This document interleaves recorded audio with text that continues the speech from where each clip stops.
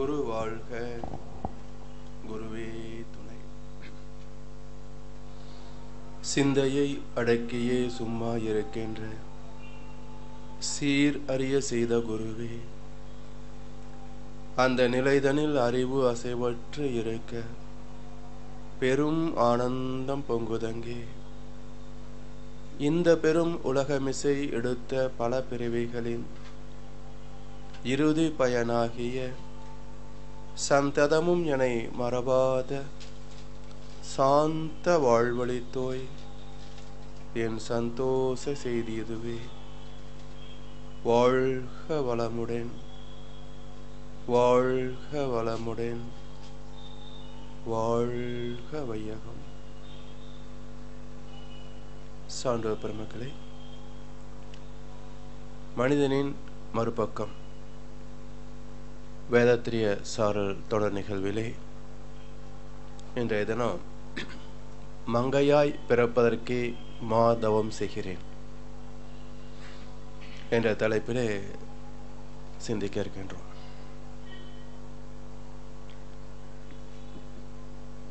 மனித இனத்தில் ஆண் பெண் என்ற இரண்டு கூறுகளாக வாழ்ந்து கொண்டிருக்கின்றோம். மனிதனை தவிர மற்ற ஜீவ இனங்களிலும் ஆண் பெண் என்றிருந்தாலும் வாழ்வின் சிறப்பு, அதனால் பெறக்கூடிய இன்பங்கள் என்பவை மனித வாழ்க்கையில் தான் சற்று உயர்வாக அமைந்திருக்கின்றது. இந்த நீண்ட சரித்திர பரிணாமத்தில் விலங்குகளை தவிர மனித வாழ்க்கையில் வருகின்ற போது மனிதனின் சிந்தனை திறத்திற்கும் அறிவு நிலைக்கும் ஏற்ப வாழ்க்கை பண்பாடுகள் காலங்கள் தோறும் மாற்றம் அடைந்து கொண்டே வந்திருக்கின்றன. இந்த பண்பாட்டு சரித்திரத்தில் உறவுகள் மிக மிக முக்கியமான இடத்தை வகிக்கும். அந்த உறவுகளிலே முதன்மை இடம் எது முக்கியத்துவம் வாய்ந்தது என்ற சிந்தனையும் ஆராய்ச்சியும் தொடர்ந்து சில மனிதரிடத்தில் ஏற்பட்டு கொண்டிருப்பதை பார்க்கலாம்.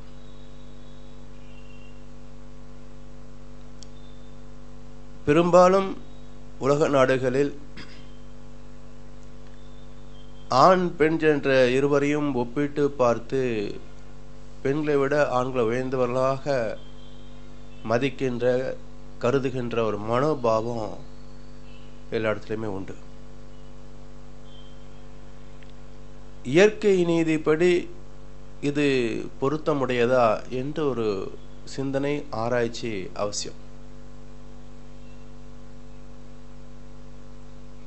ஒரு ஜீவன் இன்னொரு ஜீவனுடைய உணர்வுகளை மதிக்கத்தான் இயற்கை நமக்கு அறிவை வழங்கியிருக்கிறதே தவிர இன்னொரு சக ஜீவனை அவமதிப்பதற்கோ அலட்சியப்படுத்துவதற்கோ துன்புறுத்துவதற்கோ இயற்கை விதிகள் அதுக்கு உடன்படுவதாக இருக்க முடியாது. மனித வாழ்க்கையிலையும் அதே போல இந்த பேதங்களை கடந்து ஆண் பெண் சமமாக பாவிக்கின்ற மனோபாவம் வர வேண்டும் என்று சொன்னால் இந்த நீண்ட சரித்திரத்தை ஆராய்ந்து பார்த்து அதில் எந்த காலகட்டத்தில் இந்த பேதம் உருவானது என்பதையும் அதற்கான காரண காரியங்களையும் புரிந்து கொண்டோம் என்று சொன்னால் அதில் எத்தனை தவிர்க்கக்கூடியவை என்பது நமக்கு தெரிய வரும். அந்த அறிவின் தெளிவிலே வாழ்க்கையை நம்ம கொஞ்சம் திருத்தி அமைத்து கொண்டால் குடும்ப வாழ்க்கையும் சமுதாய வாழ்க்கையும் இன்னும் சிறப்பாக அமையும்.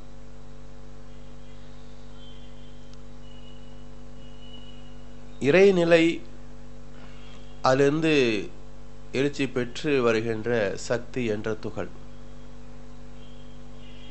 அந்த இறைநிலைக்கு உள்ளாகவே சக்தி என்ற ஆற்றல் அடக்கம் பெற்று இயங்குவதனால் அடங்கி இயங்குவதை பெற்று பெண்மை என்றும், அதை சூழ்ந்து ஆண்டு கொண்டிருப்பதை ஆளுமை ஆண்மை என்றும் சொல்லி வைத்தார்கள். ஆணுக்குள் பெண் அடக்கம் என்ற கருத்து தத்துவத்திற்கு வந்ததை தவிர ஜீவன்களிலே வந்த கருத்து அல்ல. அதை உணர்ந்த மகான்கள் ஆணுக்கு பெண் அடக்கம் என்றும் அதுக்குள் அடக்கம் என்றும் சொல்லியிருக்கிறாங்க. ஆனால் மனித வாழ்க்கையில் ஆணுக்குள் பெண் அடக்கம் என்று பொருள் கொள்ளக்கூடாது. இந்த பிரபஞ்சமே சக்தி களம் என்று சொல்லுகின்றோம், டைனமிக் ஸ்டேட். இதை தாங்கி காத்து அதுக்கு தேவையான அனைத்து ஆற்றல்களையும் வழங்கி கொண்டிருக்கின்ற அருட்பேராற்றலே இறைநிலை. அதை சிவமாக ஆண்மையாக அதை வெளிப்படுத்தினாங்க. அது இன்னொரு பொருள் யுக்தி யோகம் புருஷ லட்சணம் என்ற ஒரு சுலோகம் உண்டு. அதை நம்ம எப்படி பயன்படுத்தி கொண்டோம்னா உத்தியோகம் புருஷ லட்சணம் மாற்றிக்கிட்டோம். இது அந்த காலத்துக்கு பொருத்தம் இருக்கலாம். எனக்கு உத்தியோகம் பார்க்காத பெண்கள் இத்தனை பேர். இப்போ அவங்க பெண்களா ஆண்களா? வேலைக்கு போறவங்களா ஆண்களா? அப்போ உத்தியோகம் புருஷ லட்சணம் என்பது பல பழமொழிகளுக்கு நாம சரியாக தப்பா புரிஞ்சுக்கிட்டோம். Perfectly miss understood. யுக்தி யோகம் புருஷ லட்சணம். யுக்தி என்பது கடந்த கால அனுபவங்கள். யோகம் என்பது நிகழ்காலத்தில் அந்த அனுபவத்தை பயன்படுத்திக் கொள்ளுகின்ற அறிவின் சிறப்பு. அப்ப யுக்தி யோகம் நிகழ்காலத்தில் செயல்படுகின்ற போது இந்த மனதை அறிவோடு, யோகம் என்றால் இணைப்பு என்று பொருள், இணைந்து செயல்படுவது லட்சணம். அது சிறப்பு வாய்ந்தது என்று பொருள். அதனால இதே போல ஆண் பெண் என்ற அந்த கூறுகளை விளக்க வந்த மகான் ஆண் மூலம் அரசாலம் என்றும் ஆணுக்குள் பெண் அடக்கம் என்றும் சொல்லி வைத்தாங்க. இது இயற்கை நியத்தை விளக்குவதற்காக சொன்ன சில, அதாவது ஒரு கோட்பாடுகள். இதை அப்படியே எடுத்து ஆண் பெண் ஜீவனுக்கு கொண்டு வந்து இணைக்கக்கூடாது. இதிலிருந்து வெளிப்படுவதற்கு இப்ப நம்ம ஒரு நீண்ட சிந்தனை எடுத்துக்கொள்ள வேண்டிய அவசியம் இருக்கு. மகிழ்ச்சி இடத்துல பல அன்பர்கள் உரையாடுகின்ற போது இந்த கேள்வியெல்லாம் கேட்பாங்க.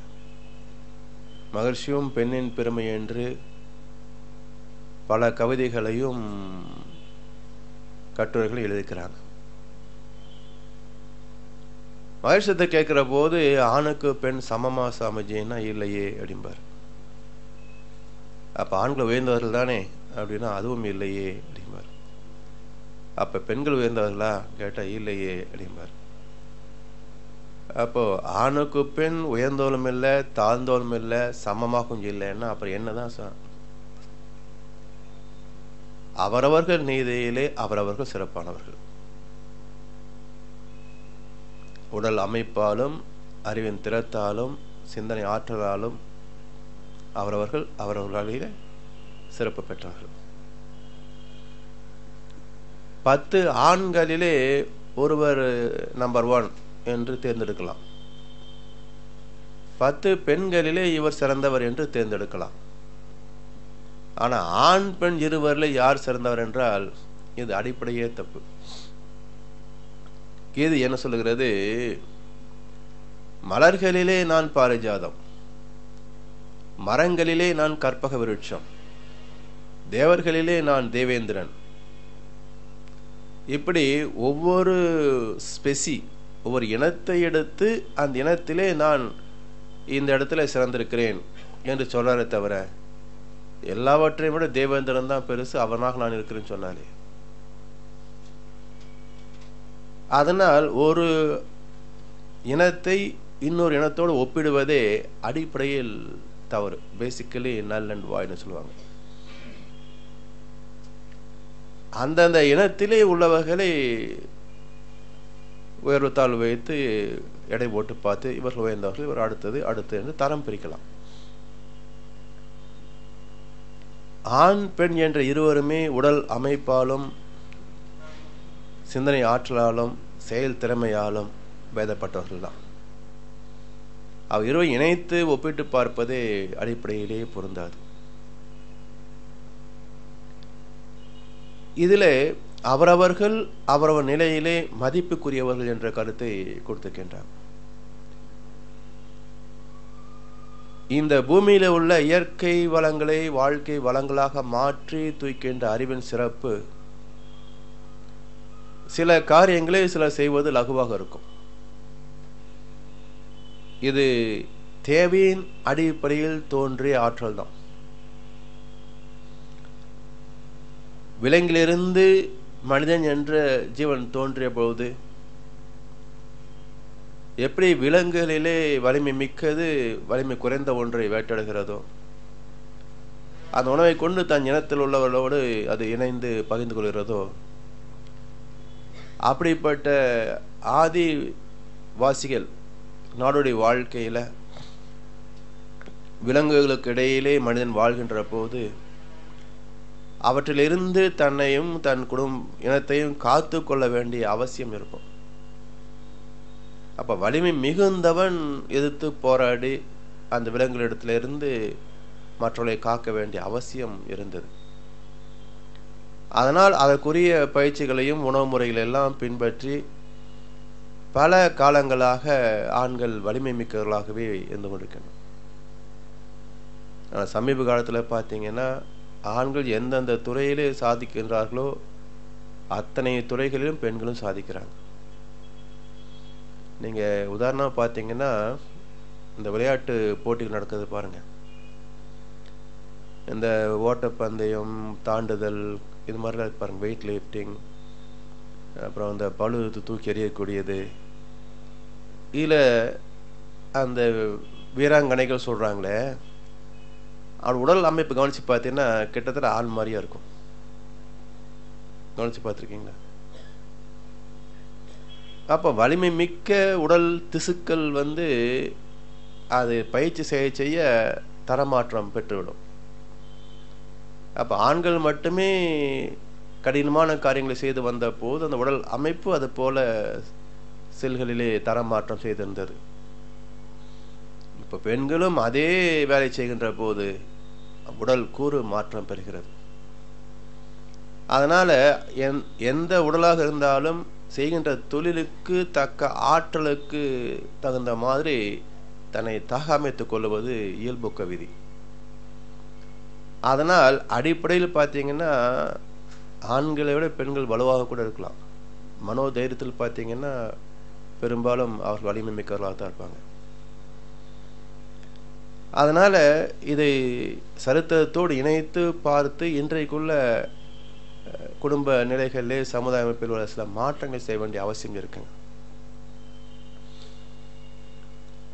ஒரு குடும்பத்தை எடுத்துக்கொண்டோம்னாக்கா தாய், சகோதரி, மனைவி, மகள், பேத்தி, வேலைக்காரி, அப்புறம் உறவினர்களே பெண்கள்,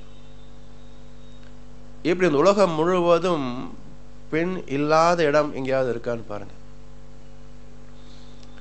644 கோடி மக்கள் வாழ்ந்து கொண்டிருக்கின்ற பூமியில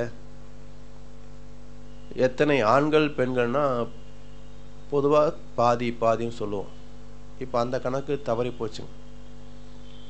ஆண்கள் எண்ணிக்கை அதிகமாகவும் பெண்கள் எண்ணிக்கை குறைந்து கொண்டும் வருகிறது. பொதுவாக எல்லாரும் இப்படி ஆண் பாதி பெண் பாதின்னு தான் சொல்லிட்டே இருப்போம். எல்லாரும் தான் சொல்லுவாங்க. இதுவரைக்கும் எந்த ஒரு மனிதனும் சிந்திக்காத ஒரு கருத்தை மகிழ்ச்சி சொல்லுவாங்க. இந்த உலகில் உள்ள மக்கள் தொகையில் பாதி பேர் பெண்கள், மீதி பாதி பேர் அந்த பெண்கள் பெற்றெடுத்த பிள்ளைகள். ஒரு வித்தியாசமான கோணம். எந்த அளவுக்கு ஒரு ஆன்மீகவாதி பெண்களுக்கு முக்கியத்துவம் கொடுத்திருக்கிறாங்கன்னு பாருங்க. பல ஆன்மீகவாதிகள் கண்ணில் பட்டாலே அவனுக்கு ஏதோ ஒட்டிக்கிட்ட மாதிரி போய் குடிக்க போயிடுவாங்க. பார்த்தா தீட்டு நினைக்கிற ஆளுகளாக இருக்கிறாங்க. பெண்களை அவமதித்த குடும்பமோ சமுதாயமோ நிறைவாக வாழ்ந்ததாக சரித்திரம் இல்லை. ஆனால் சிந்தித்து பார்த்த மக்களும் இல்லை. எந்த குடும்பத்தில் சமுதாயத்தில் பெண்கள் மதிக்கப்படுகிறார்களோ அந்த குடும்பமும் சமுதாயமும் வளமாக இருக்கும். ஏன் என்பதற்கான காரணங்கள் எல்லாம் இன்றைக்கு நம்ம பெற இருக்கிறோம்.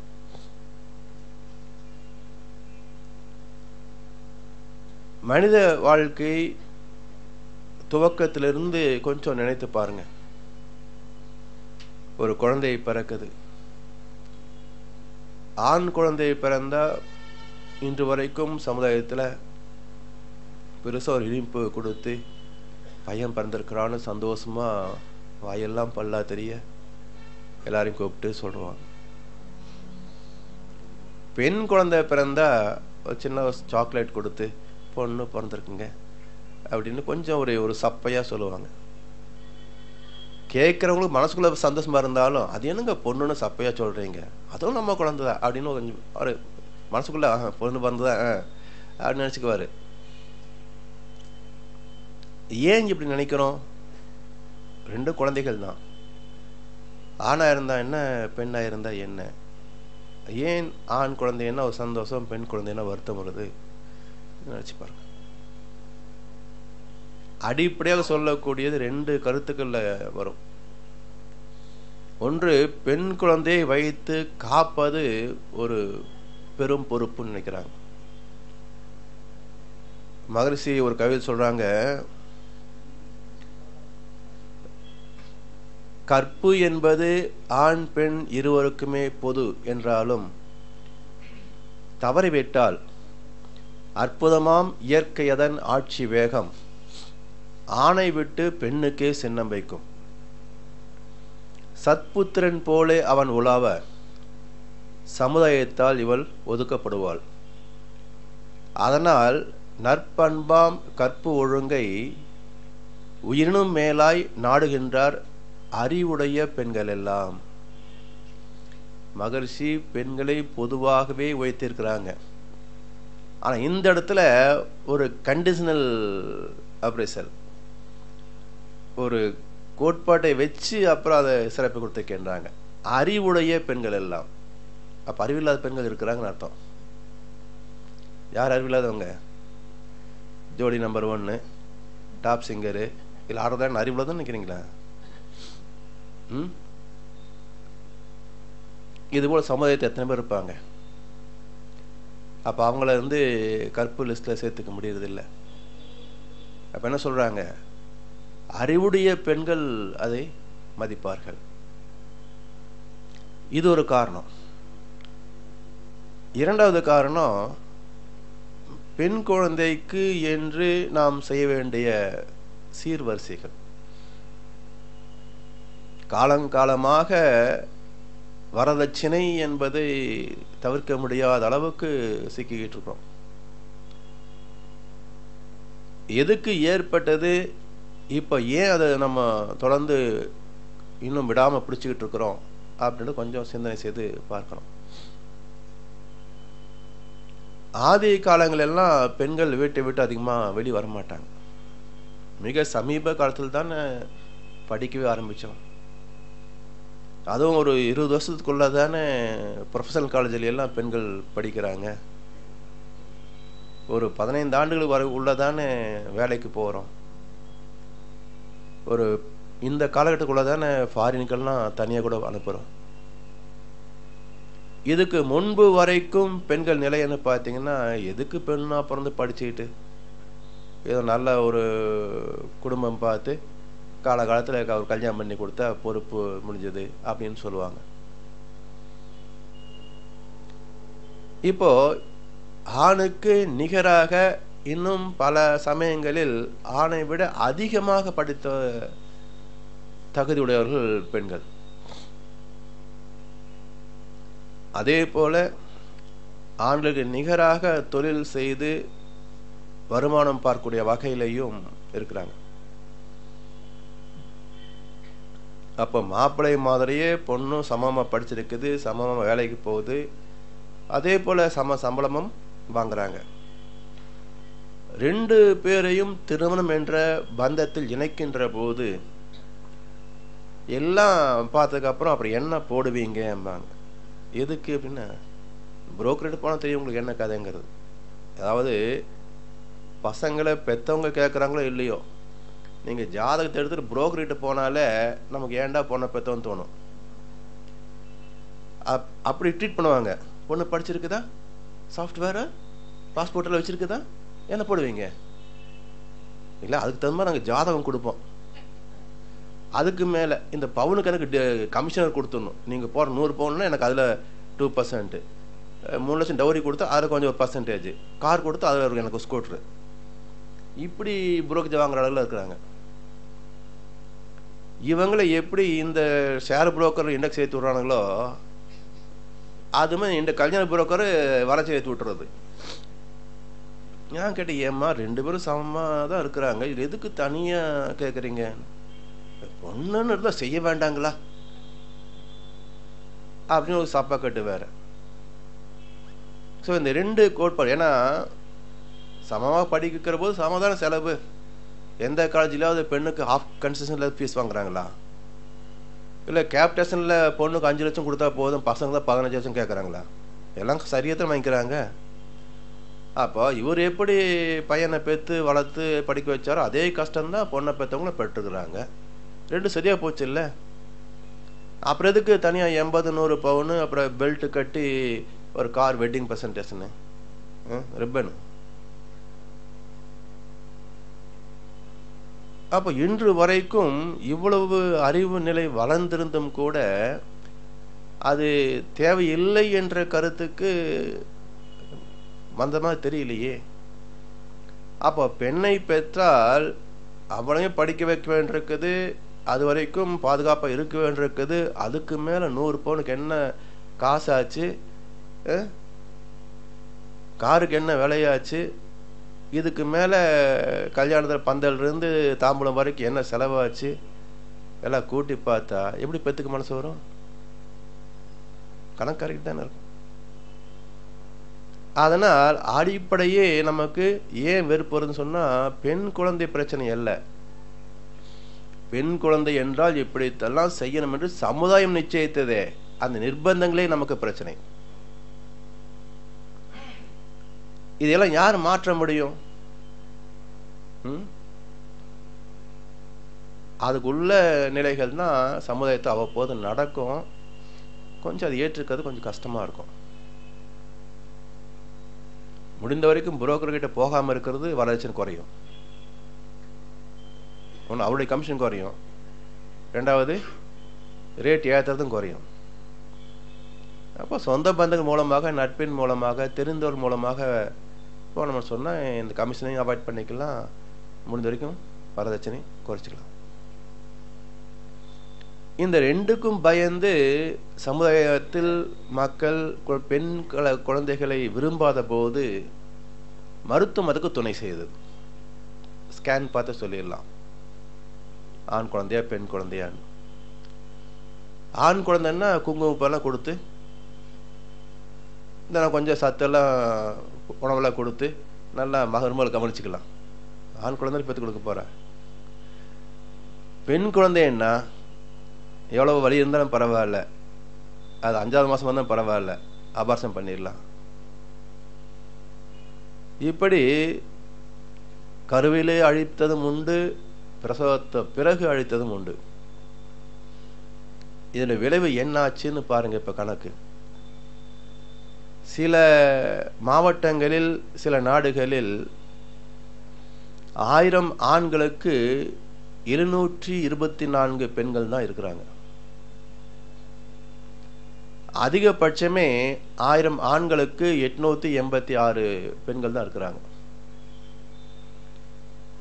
அப்போ சராசரியா பார்த்தீங்கன்னா குறைந்தபட்சம் ஒரு 15-20% பெண்கள் எண்ணிக்கை குறையுது. அப்போ இதை அப்படியே திருப்பி கொஞ்சம் நமக்கு புரியுற மாதிரி சொன்னோன்னா, 100 ஆண்களே 15 பேருக்கு பொண்டாட்டி இல்லை.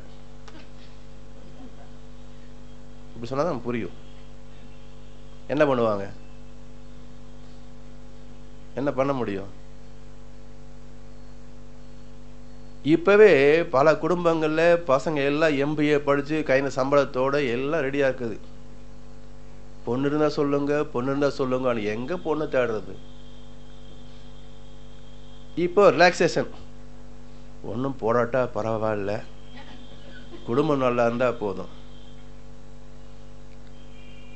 இப்படியே போச்சுன்னு வச்சுங்க, இன்னும் 2 வருஷத்துக்குள்ள பொண்ணு படிக்காட்டாலும் பரவாயில்ல, கொஞ்சம் லட்சணமா இருந்தா போதும்பா. கடைசி என்ன கதியாகும்னா, பொண்ணு இருக்குது, சுமாராக தான் இருக்குது, படிப்பு ஏதோ +2 தான் படிச்சிருக்குது, ஆனால் 100 பவுன் வேணும்னு எதிர்பார்க்குறாங்க. இல்லைன்னா வேற பசங்க நிறைய ரெடி கியூவில் நிற்கிறானுங்க. உங்களுக்கு மருமக வேணும்னு சொன்னால் சொல்லுங்க, 100 பவுனோட சொன்னீங்கன்னா சரி முடிச்சிடலாம். இல்லைன்னு சொன்னால் நீங்கள் தேடுங்க. பெட்ரோல் பாருங்க கியூவில் நிற்கிறோமே இல்லையா? தினம் இருந்தபோது 1 லிட்டர் தான் அடித்தோம். இன்றைக்கி வண்டி ஃபுல் பண்ணிக்கிட்டு கையில் டேங்க் தூக்கிக்கிட்டு கியூவில் நின்றுட்டுருக்குறோம் பெட்ரோலுக்கு. ஸோ எங்கே வந்து சப்ளை குறைஞ்சி டிமாண்ட் அதிகமாகுதோ, the price will go up. இதுதான் எக்கனாமிக்ஸு. அப்போ எப்போவுமே சப்ளை அண்ட் டிமாண்ட் சரியாக இருந்தால் தான் விலை சரியாக இருக்கும். இயற்கை என்ன பண்ணுது, ஒரு ஆண் என்ற ஒரு ஜீவன் ஏற்படுகின்ற போது இதற்கு நேர் சமமாக ஒரு பெண் என்ற ஜீவனை உருவாக்கிவிடும். இது இயற்கையினுடைய நேச்சுரல் பேலன்சிங். மனிதன் இந்த பாதுகாக்க வேண்டுமே என்ற பொறுப்புக்கும் செலவழிக்க வேண்டுமே என்ற பயத்துக்கும் 2 எடுத்துக்கிட்டு அதை அழிக்கின்ற போது இயற்கையின் அந்த நேச்சுரல் ரிதம், அந்த ஒழுங்கமைப்பு இங்கே சிதைக்கப்படுகிறது. அதனுடைய விளைவு என்ன ஆகும்? இது எப்படின்னா, எப்படி நோகாம நமக்கு வாழ்க்கை நடத்தும்னு நினைக்கிறோமோ அதே மாதிரி நாம பொண்ணை பெற்று கஷ்டப்படக்கூடாது. நம்ம பையனை பெற்றுட்டு சுகமா ஜாலியா வளர்த்துட்டு சௌகரியமா இருந்துக்கணும். யாரோ ஒருத்தர் நல்ல அழகா ஒன்று பெற்று அதை பிரமாதமா படிக்க வச்சு அதுக்கு மேல 100 பவுனும் போட்டு 2 பேரையும் கார்ல உட்காந்து அனுப்பி வச்சா நல்ல மருமகன் நம்ம வீட்டுக்கு வந்தோம். இல்லை, மகாலட்சுமி வந்திருக்கிற வீட்டுக்கு. எத்தனை பேர் லீச்சவனா இருப்பாங்க மாதிரி கொடுத்து அனுப்புறதுக்கு இல்லையா?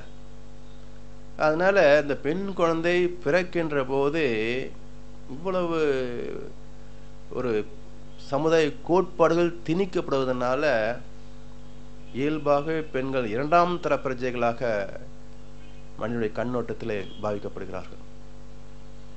அதை கண்ணதாசன் அழகா ஒரு கவியில சொல்றாரு, பெண்ணாக பிறந்தவர்க்கு கண்ணுறக்கம் 2 முறை, பிறப்பில் ஒரு தூக்கம், இறப்பில் மறு தூக்கம். இப்போது விட்டுவிட்டால் எப்போதும் தூக்கமில்லை, என்னருமை கண்மகளே கண்ணுறங்கு கண்ணுறங்கு. தாலாட்டு. பெண் குழந்தைக்கு ஒரு தாய் பாடுற பாடா தாலாட்டு. ஏன்னா அந்த நிம்மதியான தூக்கம்ங்கிறது பெண் குழந்தைக்கு குழந்தை பருவத்தில். அப்புறம் பள்ளி, கல்லூரி, வேலை, திருமணம், வாழ்க்கை, அதில் குழந்தைகள் இப்படி எல்லாம் வரபோது அங்கே எல்லாம் தூக்கம் குறைஞ்சிக்கிட்டே தான் வரும். அதுவும் ஒரு குழந்தையை பெற்று அதை வளர்த்து, அதுவும் மாமியாரோ வேற யாரும் கூட்டு குடும்பமாக இல்லாத ஒரு குடும்பத்தில் வந்து வச்சுங்களேன், இப்போ தனி ஆளாக இருந்து அந்த குழந்தைய கவனிச்சு அதுக்கு மேலே ஆஃபீஸ்க்கு வேறு போயிட்டு வந்துக்கிட்டு எப்படி தூங்க முடியும்? ஸோ பாடி, உடல் வந்து அளவுக்கு அதிகமாக சோர்வடையும். ஆனால் அதுக்கு போதிய ஓய்வு கூட கொடுக்கறதுக்கு 24 மணி நேரத்தில் நேரத்தை ஒதுக்க முடியாது. அப்புறம் எப்போ தூங்குறது? சரி, ஓரளவுக்கு வளர்த்து ஆளாக்கிட்டால் அந்த பிரச்சனை முடியும் பார்த்தா, அதுக்கப்புறம் சில குடும்பங்களில் அவங்க அம்மா கூட வச்சுக்கலாம், எதுக்குன்னா நம்ம குழந்தை பிறந்துச்சுலன்றாங்க. அப்போது பெற்றோர்களை கூட வைத்து கொள்ளுவது பெற்றோரை கவனிக்கணுன்ற பொறுப்புல வச்சுக்கிட்டா மரியாதை. நம்ம குழந்தைய கவனிக்கிறதுக்கு வேலையில்லாத வேலைக்காரி கிடைச்சா சம்பளம் இல்லாமன்னு நினைச்சா இது அவமரியாதை. அப்போ இது சமூகத்தில் பெருகின்ற போது பெருசுகளுக்கும் சந்தேகம், எதுக்கு இப்ப கூப்பிடுறான்? குழந்தை இருக்கிறதுக்காகவா கூப்பிடுறான், இல்ல நிஜமாவே கூப்பிடுறானா அப்படின்னு சந்தேகப்பட வேண்டிய அளவுக்கு வந்துச்சு பாருங்க. அப்பவும் பேர வளர்க்க பேத்தி வளர்க்க தூக்கம் போச்சு. இதுக்கிடையில உடம்புக்கு ஏதாவது வந்துச்சுன்னா தனக்கு வந்தாலும் கஷ்டம், வீட்டில் யாருக்கு வந்தாலும் கஷ்டம். கடைசியில் வரும் கால் நடுங்கி கை நடுங்கி காலம் வந்து சேரும். காணாத தூக்கம் எல்லாம் தானாக சேரும். அதனால நிம்மதியா தூங்குது எப்பன்னா பிறப்பில் முதல் தூக்கம், இறப்பில் மறு தூக்கம். ஆனா எத்தனை தியாகம் இதெல்லாமே அவங்க சிரமமா நினைக்கிறது இல்லை. எந்த பெண்ணும் இதை சிரமமாக நினைக்கிறது இல்லை. வேலைக்கு போயிட்டு வரும்போது கொஞ்சம் கஷ்டமா இருக்கும். மற்றபடி ஹவுஸ் ஒய்ஃப் வீட்டில் இருக்கக்கூடியவர் இது சிரமமா நினைக்கிறது இல்லை. ஆனா அவருடைய தன்மை என்னன்னு பாருங்களேன். ஒரு தியாக மனப்பான்மை என்று சொல்லாம இதுக்கு வேற என்ன வார்த்தையை சொல்ல முடியும்? இதை மகர்ஷி கிட்ட ஒரு நண்பர் கேள்வி கேட்கிற போது அவர் சொன்ன கருத்து சொன்னாங்க. சமஜி, ஆன்மீக வாழ்க்கையில பெண்களை விட ஆண்களுக்கு தான் ஆர்வம் அதிகம், நாட்டம் அதிகம். சரித்திரத்துல ஆன்மீகவாதிகளை திருப்பி பார்த்தோம்னு சொன்னாக்க ஒரே ஒரு ஔவையாரு, ஒரு காரைக்கால் அம்மையாரு, ஒரே ஒரு ராமேஸ்வருடைய மனைவி இருக்காங்களே சாரதாம்மா தேவி, இவ்வளவுதான் இருக்கிறாங்க. ஆனா ஆண்களில் எத்தனை பேர் பாருங்க சாமிஜி, துறவிகள் மகான்கள். சாமிஜி அவருடைய ஸ்டைல சிரிச்சுக்கிட்டே கேட்டார், துறவுன்னு என்ன சொல்றீங்க, நினைக்கிறீங்கன்னு கேட்டார். எல்லாத்தையும் விட்டுட்டு வந்துருமில்ல சாமி அப்படின்னாங்க. சரி, உங்களுக்கு கல்யாணம் ஆயிடுச்சா? எனக்கு 2 மனைவி இருக்கிறாங்க, உங்களுக்கு கல்யாணம் ஆச்சான்னு கேட்டாரு. எனக்கு கல்யாணம் ஆயிடுச்சு சாமின்னாரு. நீங்க மாமியார் வீட்டில் இருக்கிறீங்களா, மனைவி உங்க வீட்டில் இருக்கிறாங்களான்னு அடுத்த கேள்வி கேட்டார். நான் மாமியார் வீட்டில் இருக்கிறது இது எங்கேயோ ஒரு இடத்துல நிற்க முடியும், மனைவி தான் எங்க வீட்டில் இருக்கிறாங்க. இப்ப அந்த அம்மா எதில் விட்டுட்டு வந்திருக்காங்க கொஞ்சம் கணக்கு சொல்லுங்கன்னு கேட்டாங்க. நீங்க சொன்னீங்க எல்லாரும் விட்டுட்டு வந்துடுறது துறவுன்னீங்க. இப்ப அந்த அம்மா எதில் விட்டுட்டு உங்க வீட்டுக்கு வந்திருக்கிறாங்க? அவங்க தாய் தந்தையர், அவங்க வளர்ந்த அந்த வீடு, அவங்க வளர்ந்த ஊரு, அவருடைய சொந்த பந்தங்கள், இது எல்லாத்தையும் விட்டுட்டு உங்களுக்கு மட்டுமல்ல உங்க குடும்பத்தாருக்கும் கவனிச்சுக்கிறதுக்குன்னு இருக்காங்கல்ல. பெற்றோரை, பிறந்தகத்தை, பிறந்த ஊரை விட்டு பிரிந்து பெருநோக்கில் கடமை அறம் ஆற்ற பற்றற்ற துறவியென குடும்ப தொண்டேற்று. இந்த குடும்பத்துக்கும் அந்த அம்மாவுக்கு ஏற்கனவே பந்தமா என்ன? ஏதோ புரோக்கர் காட்டினாங்க, சொந்தக்காரங்க காட்டினாங்க, எல்லாம் சேர்ந்து ஒத்துக்கிட்டாங்க, கட்டி வச்சுட்டாங்க. இன்னைக்கு புகுந்து விட உள்ள உட்காடுறோம். அவங்களுக்கு நமக்கு என்ன பந்தம் இருக்கு? இப்போ இனிமேல் தான் பந்தமே ஆரம்பிக்க போகுது. அப்ப பற்றற்ற துறவியென குடும்ப தொண்டேற்று பண்பாட்டின் அடிப்படையில் என்னை பதியாய் கொண்டு என் நற்றவத்தால் என் வாழ்க்கை துணையாகி. இந்த இடத்துல என்ன மகனுடைய வார்த்தைகள் ஒவ்வொரு வார்த்தையும் இறை நீதியை ஒட்டியே தான் வரும். மனைவி அமைவதெல்லாம் இறைவன் கொடுத்த வரம் இல்லைங்களா? அப்போ யாருக்கு நல்ல பண்புள்ள மனைவி அமைகிறாள், யாருக்கு முரண்பட்ட மனைவி அமைகிறாள் என்ற ஒரு கேள்வி எழுப்பி பாருங்க. என் நற்றவத்தால் என் வாழ்க்கை துணையாகி. அப்ப நல்ல ஒரு பெண் மனைவியாக வர வேண்டும் என்று சொன்னால் இவன் நல்லா தவம் செஞ்சிருக்கணும். ஏன்னா வாழ்க்கையை நிறைவாக தூய்ப்பதற்கு, உலக இன்பங்கள் அத்தனையும் முழுமையாக அனுபவிப்பதற்கு நல்ல ஒரு மனைவி இல்லை என்றால் எப்படி இருக்கும் வாழ்க்கை? அதனால் என் நற்றவத்தால் என் வாழ்க்கை துணையாகி பெண்மை நலநோக்கில் அன்போடு கருணை இவை கொண்டு மற்றவர்க்கும் தொண்டாற்றும் மாண்புமிக்க எந்த மனைவியை நான் மதிக்கின்றேன், வாழ்த்தி மகிழ்கின்றேன். அதனால மாண்பு மிகுன்னு எங்கெங்கயோ போஸ்டர் பெருசா போட்டுக்குவோம். ஆனா உண்மையிலேயே மாண்புமிகு யாருன்னா நல்ல மனைவி தான். ஏன்னா அவருடைய அன்புக்கும் கருணைக்கும் ஈடாக இந்த உலகத்தில் எதையுமே நம்ம சொல்ல முடியாது. சாமி இடத்துல சொல்றாங்க, தாயை விட உயர்ந்தவள் தாரம் அப்படின்னாரு. ஆனா எல்லா மக்களுமே தாய் தான் வைத்திருக்கிறாங்க. ஆனா மகிழ்ச்சி தாரம் உயர்ந்தவள் அப்படின்னாங்க. என்ன சாமி நீங்க வித்தியாசமாவே சொல்லிட்டு இருக்கிறீங்க, எல்லாரும் இப்படி சொல்லி வச்சிருக்கிறாங்க, நீங்க அம்மாவுக்கு மேல் பொண்டாட்டின்னு சொல்றீங்களே அப்படின்னு. ஒரு தாய்க்கு 2 குழந்தைகள் இருந்தா, ஒரு குழந்தை நல்லா இருக்குது, இன்னொரு குழந்தை கொஞ்சம் சரியில்லைன்னா நல்லா குழந்தைய அதிகமா நினைக்க மாட்டாங்க, மெச்சிக்க மாட்டாங்க. அந்த கொஞ்சம் இறங்கி இருக்கு பாருங்க, அவன் இப்படி இருக்கிறானே, அவனுக்கு இது மாதிரி இருந்தா நல்லா இருக்குமே அப்படின்னு அவனுக்கு தான் சப்போர்ட் பண்ணுவாங்க. எத்தனை மேன்மைகள் வந்தாலும் அந்த 2 குழந்தைகள் ஒப்பிட்டு பார்த்து அது 2 சமமா இல்லையேன்னு தான் தாயுடைய மனசு வருந்தும். ஆனா எந்த வெற்றியையும் தோல்வியும் சமமாக ஏற்றுக்கொள்ளுகின்ற, இன்பத்தில் துன்பத்தில் சமமாக பங்கு கொள்கின்ற மனம் எங்க இருக்கும் பார்த்தீங்கன்னா மனைவிக்கு தான் உண்டு. ஸோ கணவனுடைய சுக துக்கங்களிலே, வெற்றி தோல்விகளிலே, லாப நட்டங்களிலே அதை முழுமையாக ஏற்றுக்கொள்கின்ற மனம் எங்க இருக்குன்னு பாருங்க, அங்கதான் இருக்கும். அது மட்டுமல்ல, தாயினுடைய கடமை ஒரு குறிப்பிட்ட வயதுல நிறைவு பெற்றுவிடும். ஆனால் பெண்ணின் கடமை அங்கதான் துவங்கும். அப்ப திருமணத்துக்கு பிறகு கணவனுடைய நலனை நாடுகின்றால், பிறகு அதன் மூலமாக வரக்கூடிய குழந்தைகளை நல்ல வகையில வளர்க்க வேண்டும் என்று பாடுபடுகின்றார். அந்த குழந்தைகள் வளர்ந்த பிறகும் அதனுடைய குழந்தை நல்ல வகையில் இருக்க வேண்டும் என்று அதற்காக தன்னை அர்ப்பணித்துக் கொள்கின்றான். இதுக்கிடையில எத்தனை உறவுகள், நண்பர்கள் வர்றாங்க போறாங்க, அவங்களுக்கு வேண்டியதை செய்து கொடுக்கணும். அதுக்கு மேலாக மனிதன் ஒரு 50-60 வயசு வரைக்கும் எப்படியோ ஆண்கள் பெரிய வீரமா வாழ்ந்துடலாம். உன்னுடைய தயவு தேவையில்லை, நான் பார்த்து சாப்பிட்டுக்குவேன் சம்பாதிச்சுக்குவேன் அப்படின்னு கூட வாழ்ந்துடலாம். அந்த 60 வயசுக்கு மேல அது பாருங்க, அது மீண்டும் ஒரு குழந்தை பருவம். 60 வயசு மேல போயிடுச்சுன்னா மீண்டும் ஒரு குழந்தை பருவம். அந்த குழந்தை பருவத்துல ஒரு தாய் போல் இருந்து கவனிக்கணும்னு சொன்னா அதுக்கு வாழ்க்கை துணையை தவிர வேறொரு பெண் இருப்பாங்களா? அம்மா போய் சேர்ந்திருப்பாங்க, நமக்கு 60 வயசு ஆகும்போது அம்மா போய் சேர்ந்திருப்பாங்க. அப்படியே இருந்தாலும் அவங்க இன்னொரு கவனிக்க வேண்டிய நிலையில இருப்பாங்க.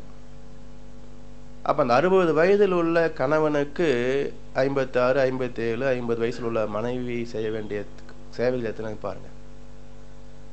அதையும் கண்ணசந்து அழகா சொல்லி வைத்தார். நான் பட்ட கடன் எத்தனையோ பூமியில் பிறந்து, அடை பட்ட கடன் எதுவும் இல்லை, செல்லும் 1000 இருந்தும். பெரிய கோடீஸ்வரன். பெற்ற கடன் தாயிடத்தில் பாக்கி இருக்கு, என்னை வளர்த்த கடன் தகப்பனிடம் வளர்ந்து கிடக்கு, கல்வி கற்ற கடன் குருவிடம் சேர்ந்து கிடக்கு, இதில் மற்ற கடன் அடைத்தும் என்ன அமைதி இருக்குன்னா. இப்ப எல்லா கடனும் காசு கொடுக்குறோம், வாங்குறோம், வட்டியோடு சேர்த்து கொடுத்தா கடன் முடிஞ்சு போச்சுங்க. அடைக்க முடியாத கடன் எவள் இல்லை என்றால் இந்த பூமியிலே நாம் பிறந்திருக்க முடியாதோ அந்த தாய். யார் இல்லை என்றால் நம்முடைய அறிவு இந்த அளவுக்கு வளர்ச்சி பெற்றிருக்க முடியாதோ அந்த தந்தை. எந்த கலைகளை நாம் கற்றுக்கொள்ளவில்லை என்றால் வாழ்க்கை வளம் சேர்த்திருக்க முடியாதோ அந்த குரு. இவங்களெல்லாம் முன்னும் நம்ம திருப்பி செலுத்த முடியாது. இந்த லிஸ்ட்ல அடுத்தது யார் 4வது இடத்துக்கு வர்றாங்க அப்படின்னு பார்த்தீங்கன்னா, 4வது இடத்தில் வந்தாலும் முதல் ஸ்தானத்தை பெறுகின்ற நபர் யாருன்னு பாருங்க. எந்த கடனிலும் மிக பெரிது நல்ல மனைவியின் சேவை. அதை அடைத்திட எண்ணும் போது பல பிறவிகள் தேவை. அப்ப இந்த 3 கடனை விட அதிகமான கடன் எது என்றால், எந்த கடனிலும் மிக பெரிது நல்ல மனைவியின் சேவை. அதை அடைத்திட எண்ணும் போது ஒரு பிறவி பத்தல, பல பிறவிகள் வேணுன்றார். அப்ப ஒரு பிறவியில் பெற்ற மனைவியின் கடனை அடைப்பதற்கே பல பிறவிகள் வேண்டும் என்றால், ஒவ்வொரு பிறவியிலேயும் மனைவி உண்டு, அப்புறம் எங்க அடைக்குது? அதனால மனிதன் அடைக்க முடியாத கடனிலே பெரும் கடன் நல்ல மனைவியின் சேவை. அதனுடைய சேவைகள் எல்லாம் எப்ப நினைச்சு பார்க்கிறான்? நல்ல குழந்தைகளாக இருந்தாலும் இன்றைக்கு உள்ள சூழ்நிலைக்கு இது மிக மிக பொருத்தமான கருத்துங்க.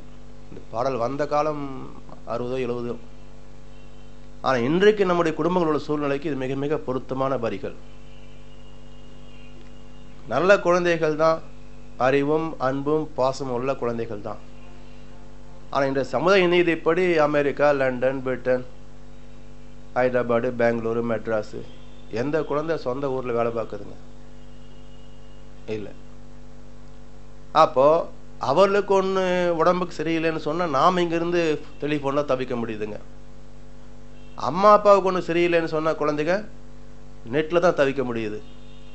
நேரில் என்ன கவனிக்க முடியுதுங்க? இல்லையா?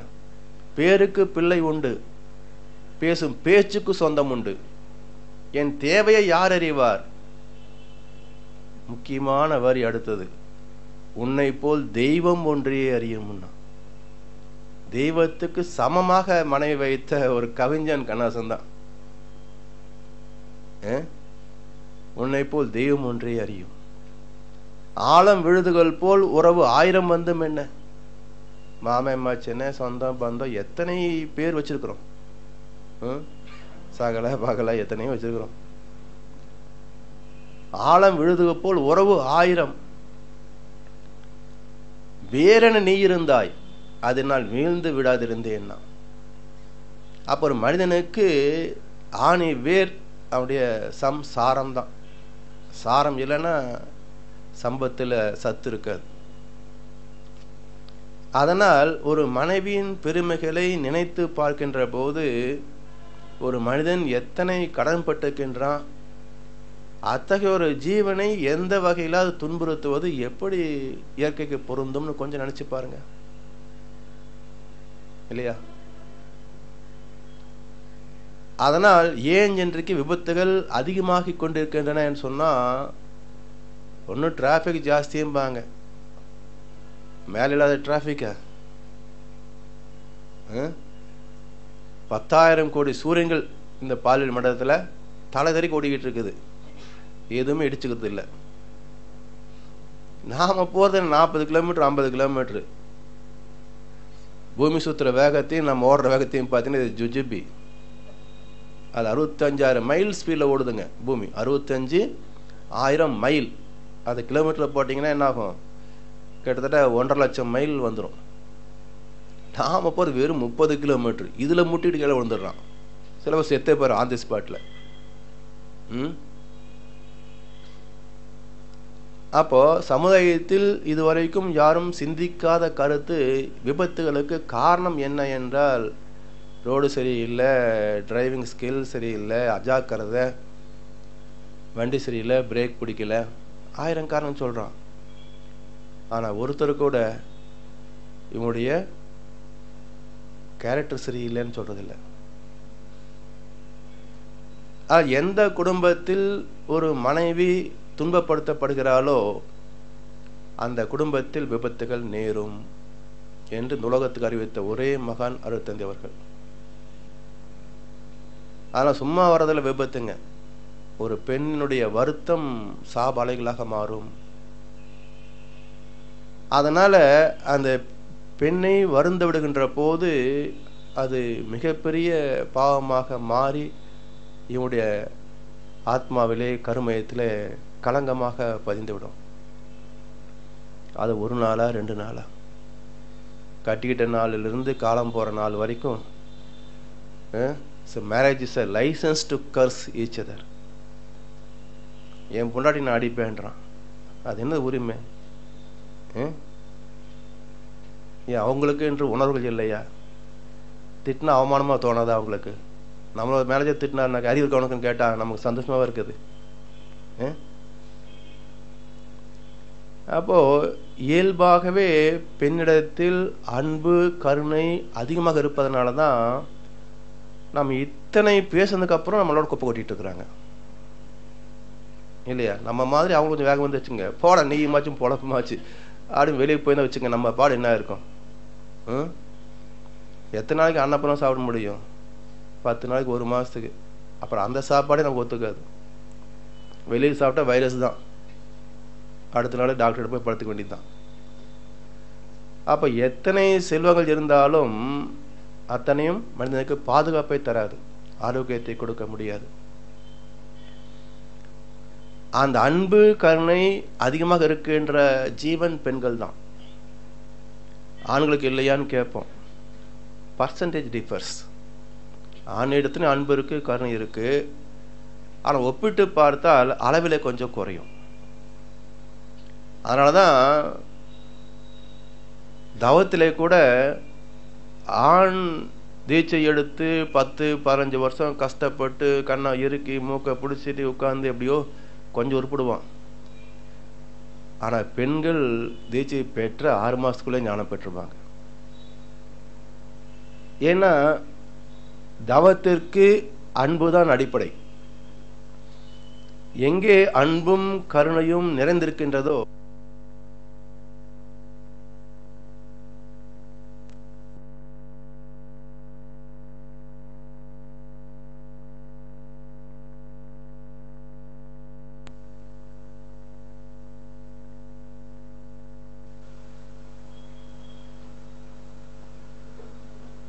அன்பு கருணை என்பது தவத்தின் நிலை. அது எந்த இடத்துல அதிகமாக இருக்கிறதோ அங்கதான் தவம் எளிதாக வரும். ஆனால் பெண்ணிடத்திலே அன்பும் கருணையும் அதிகமாக இருப்பதனால் மன்னிக்கின்ற இயல்பு அங்கே அதிகமாக இருக்கும். மன்னிக்க தெரிந்த மனிதனின் உள்ளம் மாணிக்க கோவிலடா, இதை மறந்தவன் வாழ்வு தடம் தெரியாமல் மறைந்தே போகுமடனார். ஆனால் மன்னிக்கின்ற இயல்பு இருக்கின்ற போது அது தவத்துக்கு உற்ற துணை அமைவதனால அங்கே மற்றவருடைய தவறுகள் எதுவுமே அவனுடைய பார்வைக்கு தெரியறது இல்லை. அதனால தான் பொதுவாக குடும்ப வாழ்க்கையில் பார்த்தீங்கன்னா தினமும் தான் காஃபி வச்சு கொடுக்குறாங்க. ஒரு நாள் அது கவனக்குறைவாக கூட நடந்திருக்கும். யாரும் வேணும்னு சர்க்கரையை கூட்டியோ குறைச்சோ போடுறதில்லை. இல்லை ஒரு நாள் சாதம் சமைக்கிற போது காய்கறியில் உப்பு எல்லாம் கூட மறந்து விட்டுருப்பாங்க. அதுக்கு கொஞ்சம் பொறுத்து கொள்ளக்கூடிய கணவன்மார்கள் எத்தனை பேர் இருக்கிறாங்க. ஒரு சிலர் கொஞ்சம் வேகம் ஜாஸ்தியாக இருக்கும். ஒரு காஃபி போட்டு துப்பு இல்லையான்னு அப்படியே ஹாலில் துப்பிடுவான். சரி, அதே மனைவியோட வெளியே போகிறோம், ஆஃபீஸுக்கு கூப்பிட்டு போகிறோம், வர்றோம். ஒரு நாள் ஏதோ டிராஃபிக்கில் கொஞ்சம் வண்டி ஸ்கிட்டாக கீழே வந்துச்சு. ஐயா ஒழுங்கு ஓட்டி காட்டி லைசன்ஸ் வாங்கினியா இல்லை காசு கொடுத்த லைசன்ஸ் வாங்கினியா? உன்னை நம்பி வந்தேன் பார் வண்டியில் அப்படின்னு கேட்டாங்களா? ஒரு நாள் காஃபி சரியில்லைன்ற உடனே உங்கள் அம்மா வளர்த்த லட்சணம் பாருன்னு கேட்டோமே. இன்னைக்கு ஒரு நாள் கீழே விழுந்தோன்றதுக்காக உன்னை நம்பி வண்டியில் வந்தேன்னு கேட்டாங்களா? கேட்கலையே. அதுக்கு மேல அங்க அடிபட்டு இருக்கும், உங்களுக்கு அடிபட்டுச்சாதான் கேட்பாங்க. அப்ப கருணையின் உச்சகட்டம் எங்க இருக்குன்னு பாருங்க. தன்னுடைய துன்பத்தை கூட கவனிக்காது, தன்னுடைய வாழ்க்கை துணையினுடைய துன்பத்தை பெரிதானிக்கக்கூடிய மனோபாவம், இது அன்பின் வெளிப்பாடுன்னு சொல்லாம வேற என்ன சொல்ல முடியும்? அதனால மனைவியினுடைய உணர்வுகளை மதிக்கின்ற ஒரு பண்பு நம்ம இடத்துல வர வேண்டும். சமுதாயத்தில் ஏதோ ஒரு காலகட்டத்தில் தோன்றிய ஒரு ஒரு செயல், அதையே நம்ம தொடர்ந்து தலைமுறைகளாக விடாப்பிடியா பிடிச்சுக்கிட்டு அதுபடியே வாழ்வது தான் ஆம்பளைக்கு லட்சணம்னு நினச்சிக்கிட்டு இருந்தோம்னாக்கா அது லட்சணம் இல்லை, அவலட்சணமாக மாறி போகும். அதுக்குரிய விளைவு, அதுக்குரிய விலை விபத்துக்கள், உயிர். அதனால் அது நடந்த பிறகும் நினச்சி பார்க்கறதுக்கு யாரும் சொல்லலை. அதாவது மகர்ஷி அவர்கள் பல கருத்துக்கள் நம்மால் ஏற்றுக்கொள்ள முடியவில்லை என்றாலும் சொல்ல வேண்டிய என்னுடைய கடமை என்று சொல்லிச்சிடறாங்க. அதனால ஒரு மனைவியுடைய கடமைகளை நாம் நினைத்து பார்க்கின்ற போது அவருடைய பெருமைகளை என்ன என்று சொல்லி நம்ம விளக்க முடியும். அதே போல மகள், ஆண் குழந்தையை நம்ம பொத்தி பொத்தி வளர்த்தோம், செல்லம் கொடுத்து எல்லாத்தையும் கொடுத்து வளர்த்தோம். அதே அளவுக்கு பெண்களுக்கு சுதந்திரமோ அல்லது வேண்டிய இடத்துல வாங்கி கொடுத்தோ வளர்க்கறது கொஞ்சம் குறைவாக இருந்துக்கலாம். ஆனால் சமுதாயத்தில் கடைசி வரைக்கும் தாய் தந்தையரை நீங்கள் ஒருவேளை சாப்பிட்டீங்களாப்பான்னு கேட்குறவங்க யாருங்க? பையன் மறந்துடுவான், ஆனால் பொண்ணு ஞாபகமாக கேட்பான். Daughter remains daughter till her life, son remains son till he gets his wife. மனைவி வந்தானே கொஞ்சம் அம்மா அப்பா மேலே மறந்து வந்துடும். ஏன்னா புதிய உறவு, புதிய வாழ்க்கை. ஸோ ஏற்கனவே இருக்கிறது கொஞ்சம் மறந்து போயிடும். அதுக்கு மேலே பல காரணங்களால் உறவுகளிலே கொஞ்சம் முரண்பாடுகள் வருகின்ற போது இன்னும் அது அதிகமாயிடும். அதனால் குழந்தைகள், பெண் குழந்தைகள் தான் தாய் தந்தை. ஏன்னா அன்பு காரணம் அதிகமாக இருப்பதனால இயல்பாகவே அது விட்டு கொடுத்து தாய் தந்தை கவனித்துக்கொள்ளும். அதே போல் சகோதரி எடுத்துக்கொள்ளுங்களேன்.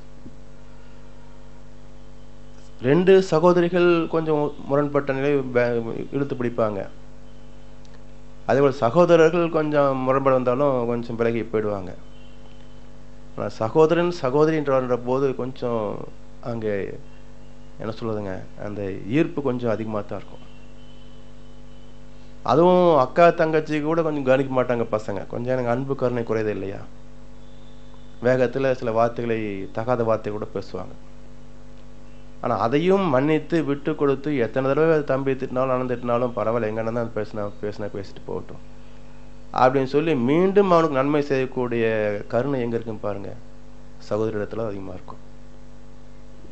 அப்போ தாய், மனைவி, மகள், சகோதரி, இன்னும் பேத்தி வருங்க. எந்த நிலை எடுத்தாலும் பெண்மைக்கு உரிய இயல்பே அந்த அன்பு கருணை என்ற தெய்வீக தன்மைகள் தான். அதனால்தான் அந்த தெய்வத்துக்கு சமமாகவே சொல்லி வைத்தாங்க. மகரிஷி சொல்றாங்க, எல்லையற்ற ஆற்றல் உள்ள இறைவன் திரு உள்ளம் என்ன, எவ்வுயிரும் தோன்றுதற்கு ஏற்றதொரு வடிவமைப்பாய், வல்லமையாய் பெண் இனத்தை வடிவமைத்தான் அற்புதமே, வாழுகின்ற மக்களில் இவ்வளம் அறிந்தோர் எத்தனை பேர். அப்ப இறைவனுடைய கருணை இந்த பூமியில் ஜீவன்கள் தோன்றுவதற்கு என்று உருவான இடம் பாருங்க, பெண்மைதான். பிரம்மாங்கிறோம், என்ன வேலை செய்யுதுங்க பிரம்மா? படைக்கிறார். வீட்டில் அம்மாங்கிறோம், ஏன் நம்மை படைச்சாங்க. அப்ப படைக்கின்ற தொழில் பிரம்மம் என்றால் அந்த பிரம்மத்தின் பிரதிநிதிகளே பெண்கள். தாய் இல்லாமல் யார் பிறக்க முடியும்? அதனால் எல்லையற்ற ஆற்றல் உள்ள இறைவன் திரு உள்ளம் என்ன, எவ்வுயிரும் தோன்றுதற்கு ஏற்றதொரு திருவழியாய். பொதுவா மக்கள் அது கேவலமான உறுப்பு நினைப்பாங்க. ஆனால் மகரிஷி என்ன சொல்றாங்க, ஏற்றது திருவழியாய், வல்லமையாய் பெண் இனத்தை வடிவமைத்தான் அற்புதமே. ஏன்னா லேசா தலைவலி வந்தா போதும், ஒரே ஆர்ப்பாட்டம் பண்ணி இழுத்து போத்தி தடவு காஃபி கொண்டான்னு ஆர்ப்பாட்டம் பண்ணிடுவாங்க. ஆனா தலைவலி அங்கேயும் தான் வரும். ஆனா அவங்க என்ன கவலி போத்து படுத்துக்கிட்டாங்களா என்ன, தலைவலிக்கு நீ போய் ஹோட்டலில் சாப்பிட்டுக்கன்ட்டு. அப்போ உடல் துன்பத்தையும் தாண்டி மனோ வைராகியத்தில் வாழ்ந்து காட்டுபவர்கள் பெண்கள். அப்ப வல்லமையாய் பெண் இனத்தை வடிவமைத்தான் அற்புதமே, வாழுகின்ற மக்களில் இவ்வளம் அறிந்தோர் எத்தனை பேர். வார்த்தையை பாருங்க, வளம் என்ற வார்த்தை இயற்கைக்கு பொருந்தும். இயற்கை வளம் என்றுதான் சொல்லுவோம், இயற்கை குறை என்று யாருமே சொல்ல மாட்டாங்க. வளம் என்றாலே நம்முடைய தேவைக்கும் போக மிகுதியாக உள்ளது என்று பொருள். அப்ப பெண்ணிடத்திலே எத்தனை வளங்கள் இருக்கின்றன, மனித தேவைக்கும் போக மிகுதியாக வந்த வகையில உடல் ஆற்றல், அன்பு, கருணை, மன்னிப்பு, தியாகம், விட்டு கொடுத்தல், சகிப்புத்தன்மை எத்தனை இருக்குங்க.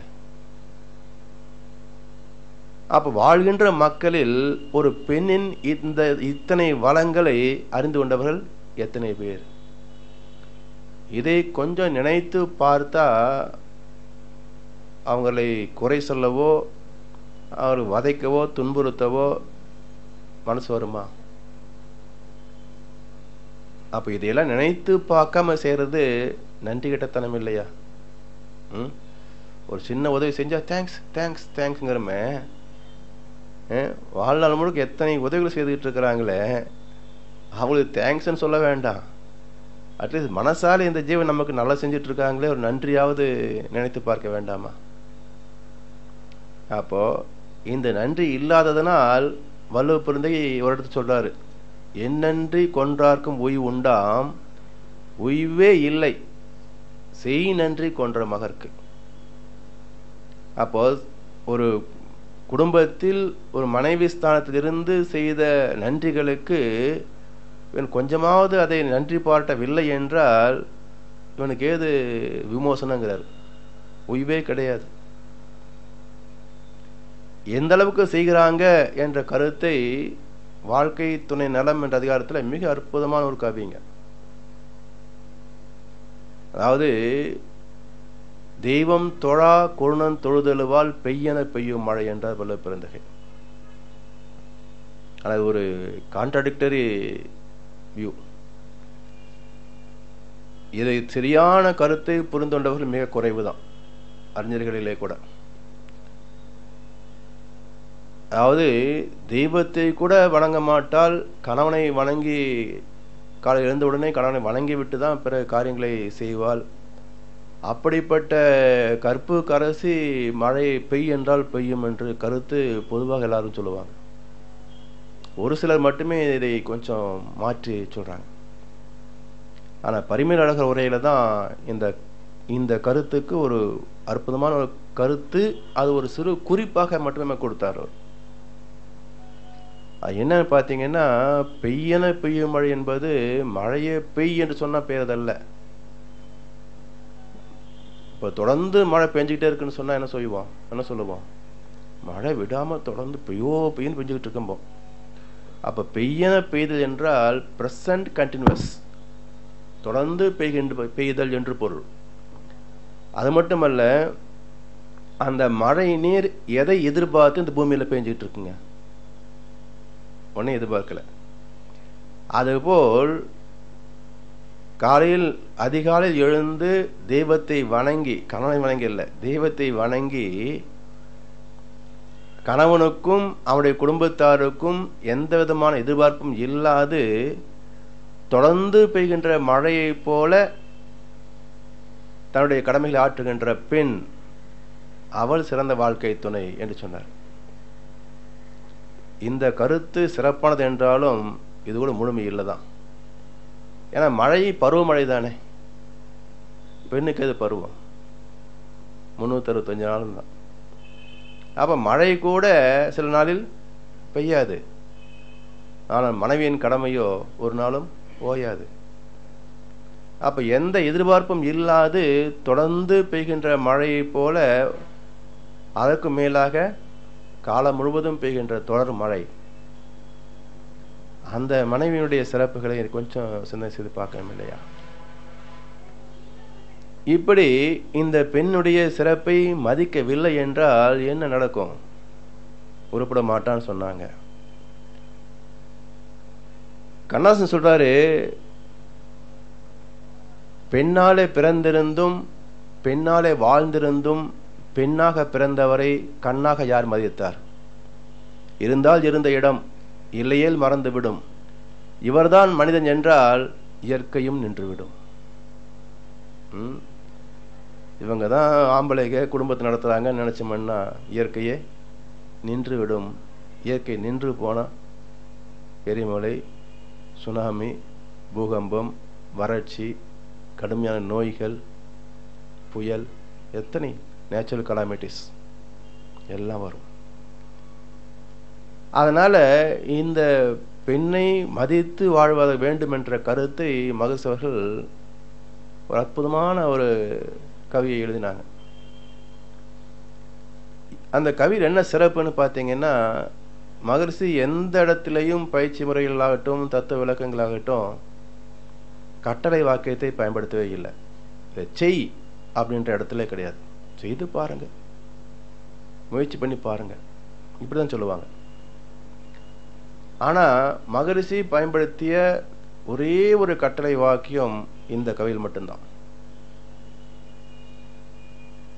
பெண் வயிற்றில் உருவாகி பெண் பால் உண்டே வளர்ந்தாய், பெண் துணையால் வாழுகின்றாய், பெண்ணின் பெருமை உணர்.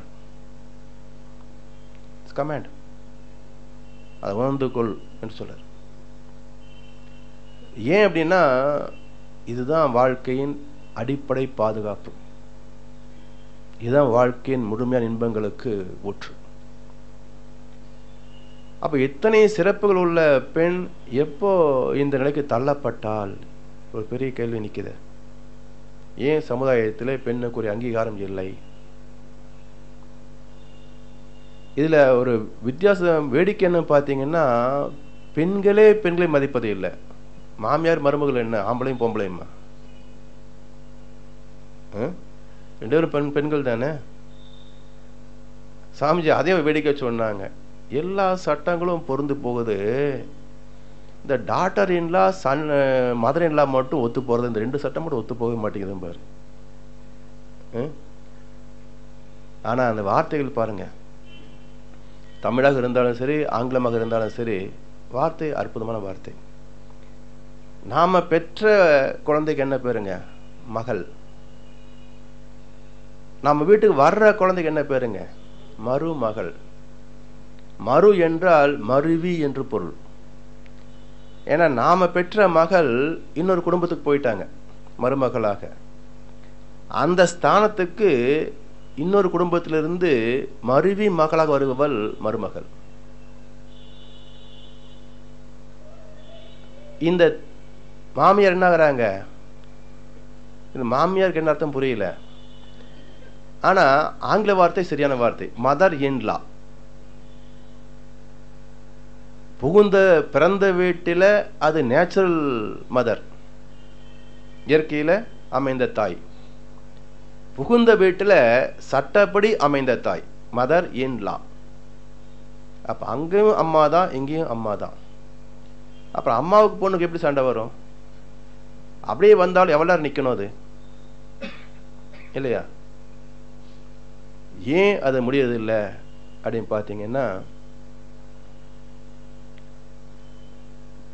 பல காலங்களாக தனி குடித்தனம் ஒரு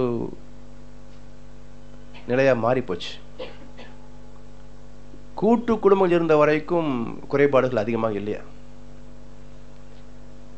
அதெல்லாம் ஒரு 30-40 வருஷத்துக்கு முன்னாடி இருந்த நிலை. ஒரு குடும்பம்னா 40-50 பேர் கூட இருப்பாங்க, அவ்வளவு பெரிய குடும்பம்.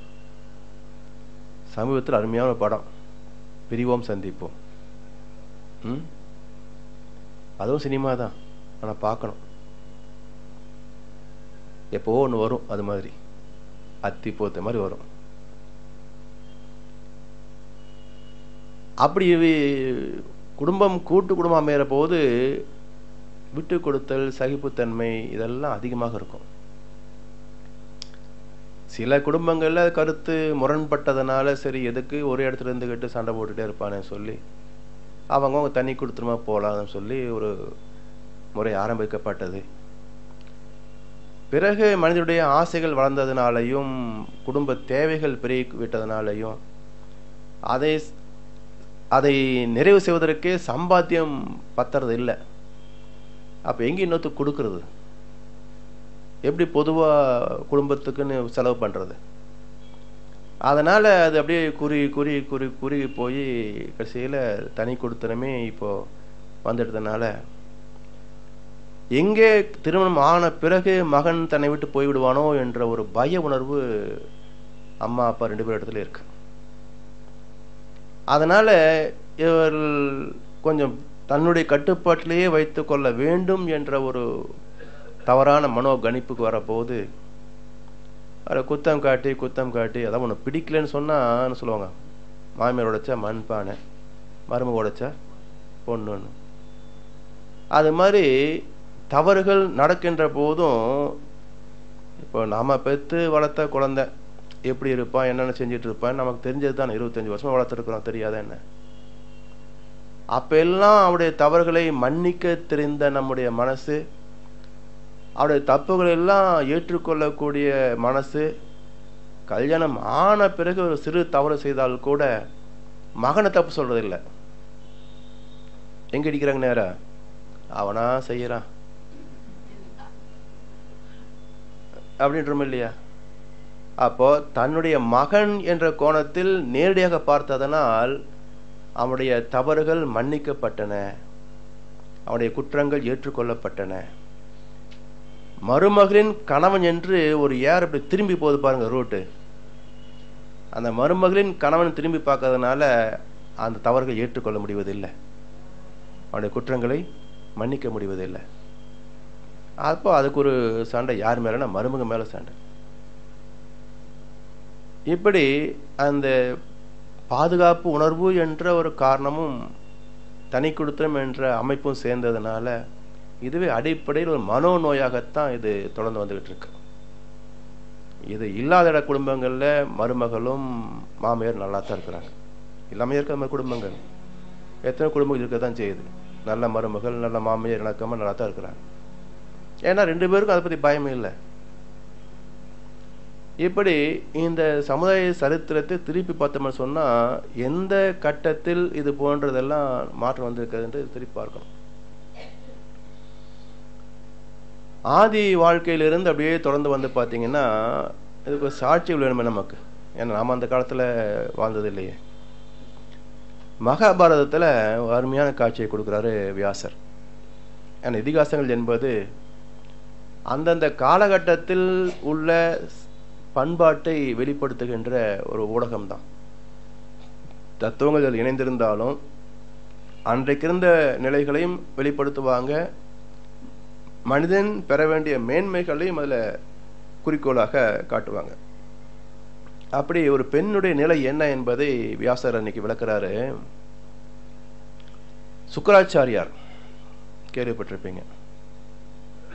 அவர் அரக்கர்களுக்கு ராஜகுரு. அவருக்கு ஒரு பொண்ணு, அதே போல ராஜாவுக்கும் ஒரு பொண்ணு இளவரசி. இந்த 2 பேருக்கும் ஒரு நாள் சண்டை வந்துச்சு.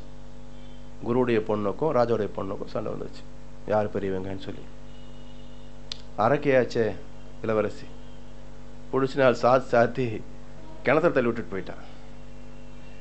இது உள்ள விழுந்து எல்லா பொறுப்பும் கத்திக்கிட்டு இருக்குது. அந்த நேரத்தில் யயாதி என்ற ஒரு மன்னன் வர்றாரு. இந்த சத்தம் கேட்டு சரி கிணத்துல கை கொடுத்து அந்த பெண்ணை காப்பாத்துறாரு. சரி என்னை உயிரை காப்பாத்துறீங்க, இங்கே வாங்க எங்கள் அப்பாட்ட உங்களை அறிமுகப்படுத்துகிறேன் அப்படின்னு சொல்லி யயாதியை உடனே கூட்டிக்கிட்டு நேராக சுக்கராச்சாரிட்ட வந்து நடந்ததெல்லாம் சொல்லி அடுத்து சொல்கிறான் அந்த பொண்ணு, என்னுடைய கரத்தை முதல் பற்றிய ஆண் மகன் இவன் என்பதனால் நான் இவனையே திருமணம் செய்து கொள்ள விரும்புகிறேன் என்று ஒரு பொண்ணு அப்பா கிட்ட சொல்றான். இந்த சீன் இப்ப நம்ம வீட்டில் நடந்த எப்படி இருக்குன்னு நினைச்சு பாருங்க. இது நடந்தது பல ஆயிரம் ஆண்டுகள் முன்பு. இந்த சீன் இப்ப நம்ம வீட்டில் நடந்தா என்ன ரியாக்ஷன்? எத்தனை சினிமா பார்த்துருக்குறோம், ரியாக்ஷனுக்கா பஞ்சம். பஞ்சு டைலாக் எல்லாம் பேசுவோம். அப்ப ஏன் என்ன கருத்து வருதுன்னு சொன்னா பெண்ணுக்கு அத்தனை சுதந்திரம் இருந்தது என்ற கருத்து, அப்படி உணர்வுகள் மதிக்கப்பட்டன என்று கருத்து. அப்புறம் அவர் சுக்கராச்சாரியர் முன்னிருந்து அந்த 2 பேரும் திருமணம் செய்து வச்சதாக ஒரு காட்சி கொடுக்கிறார். சரி, இதுக்கு அடுத்து நம்ம வரோம், ராஜா காலங்களெல்லாம் வருது இல்லையா? அப்பெல்லாம் பார்த்தீங்கன்னா சுயம்பரம், இளவரசிக்கு சுயம்பரம் நடத்துவாங்க. எல்லா நாட்டு இளவரசர்களுக்கும் ஓலை போகும். எல்லாரும் வந்து பெரிய ராஜசபையில் வரிசையாக உட்காந்துக்குவாங்க. பக்கத்தில் ஒரு பிஏ நிற்பார். இந்த பொண்ணு கையில் மாலை எடுத்துக்கிட்டு ஃபஸ்ட்டு இப்படி ரவுண்டு போயிட்டு அப்படி வந்து முடிக்கணும். போய் முதல் சேர் நின்ன உடனேயே அந்த பிஏ சொல்லுவார், எங்கள் ராஜாவுக்கு பேர் இது, இவருடைய பராக்கிரமங்கள்லாம் எப்படி அப்படின்னு சொல்லுவார். இந்த பெண்ணுக்கு பிடித்திருந்தால் மாலையை போடுவா, இல்லை அடுத்த சரக்கு நகர்ந்துருவா, அவன் ஒப்பிப்பான். இப்படியே சுற்றி வந்து யாரையும் பிடிக்கலன்னா பேசாமல் திரும்பி போயிடுவா உள்ள. இதுவும் நடந்தது தான். அப்போ தனக்கு வாழ்க்கை துணையாக வர வேண்டியவன் எப்படி இருக்க வேண்டும் என்று சுதந்திரமாக செயல்பட்ட காலம் உண்டு என்பதற்கு இது சாட்சி தானே.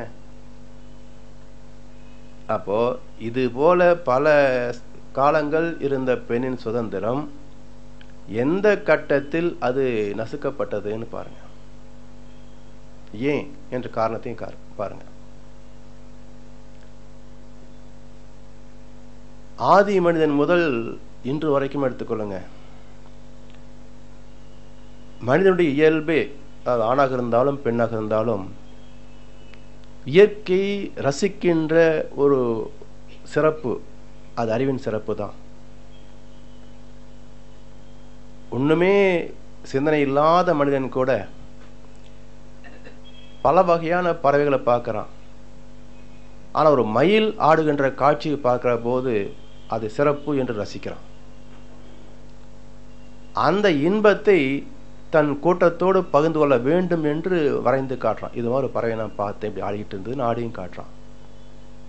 அப்ப வரைந்து காட்டியது ஓவியக்கலை, ஆடி காட்டியது நாட்டியக்கலை. எத்தனையோ பறவைகள் கத்துது, ஆனா குயிலுடைய ஓசை மனசை கவர்கிறது. அதை போல தானும் கூவி காட்டுறான். இசைக்கலை பிறந்தது.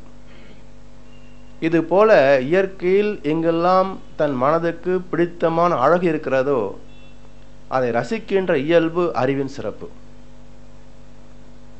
இப்படியே வந்த மனதின் எழுச்சி தன்னுடைய வாழ்க்கை துணை இப்படி இருக்கணும்ன்றது ஒரு கணிப்பு. அப்ப அழகான பெண்ணை தேர்ந்தெடுத்து திருமணம் செய்து கொள்வது என்பது இன்று வரைக்கும் உள்ள நீதி தானே.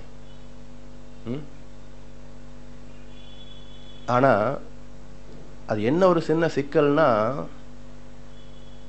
கல்யாணத்துக்கு என்று பெண் பார்க்கிற போது என்னவோ அழகத்தான் முக்கியம் வைத்து பொண்ணு பிடிச்சிருக்கா இல்லையான்னு சொல்றாங்க, அபிப்பிராயம் சொல்றாங்க. அதே போல தாய் தந்தையும் தன் மகனுக்கு தக்க பொருத்தமான ஜோடி அமையணும்னு தான் முதல் லட்சணம் தான் பார்க்குறாங்க. இப்படி அம்மா அப்பா பார்த்து அவங்களும் ஏற்றுக்கொண்டு இவனும் பார்த்து நல்ல பொண்ணு அழகா இருக்கா லட்சணமா இருக்கான்னு சொல்லி ஒப்புக்கிட்டு தான் கல்யாணம் பண்றாங்க.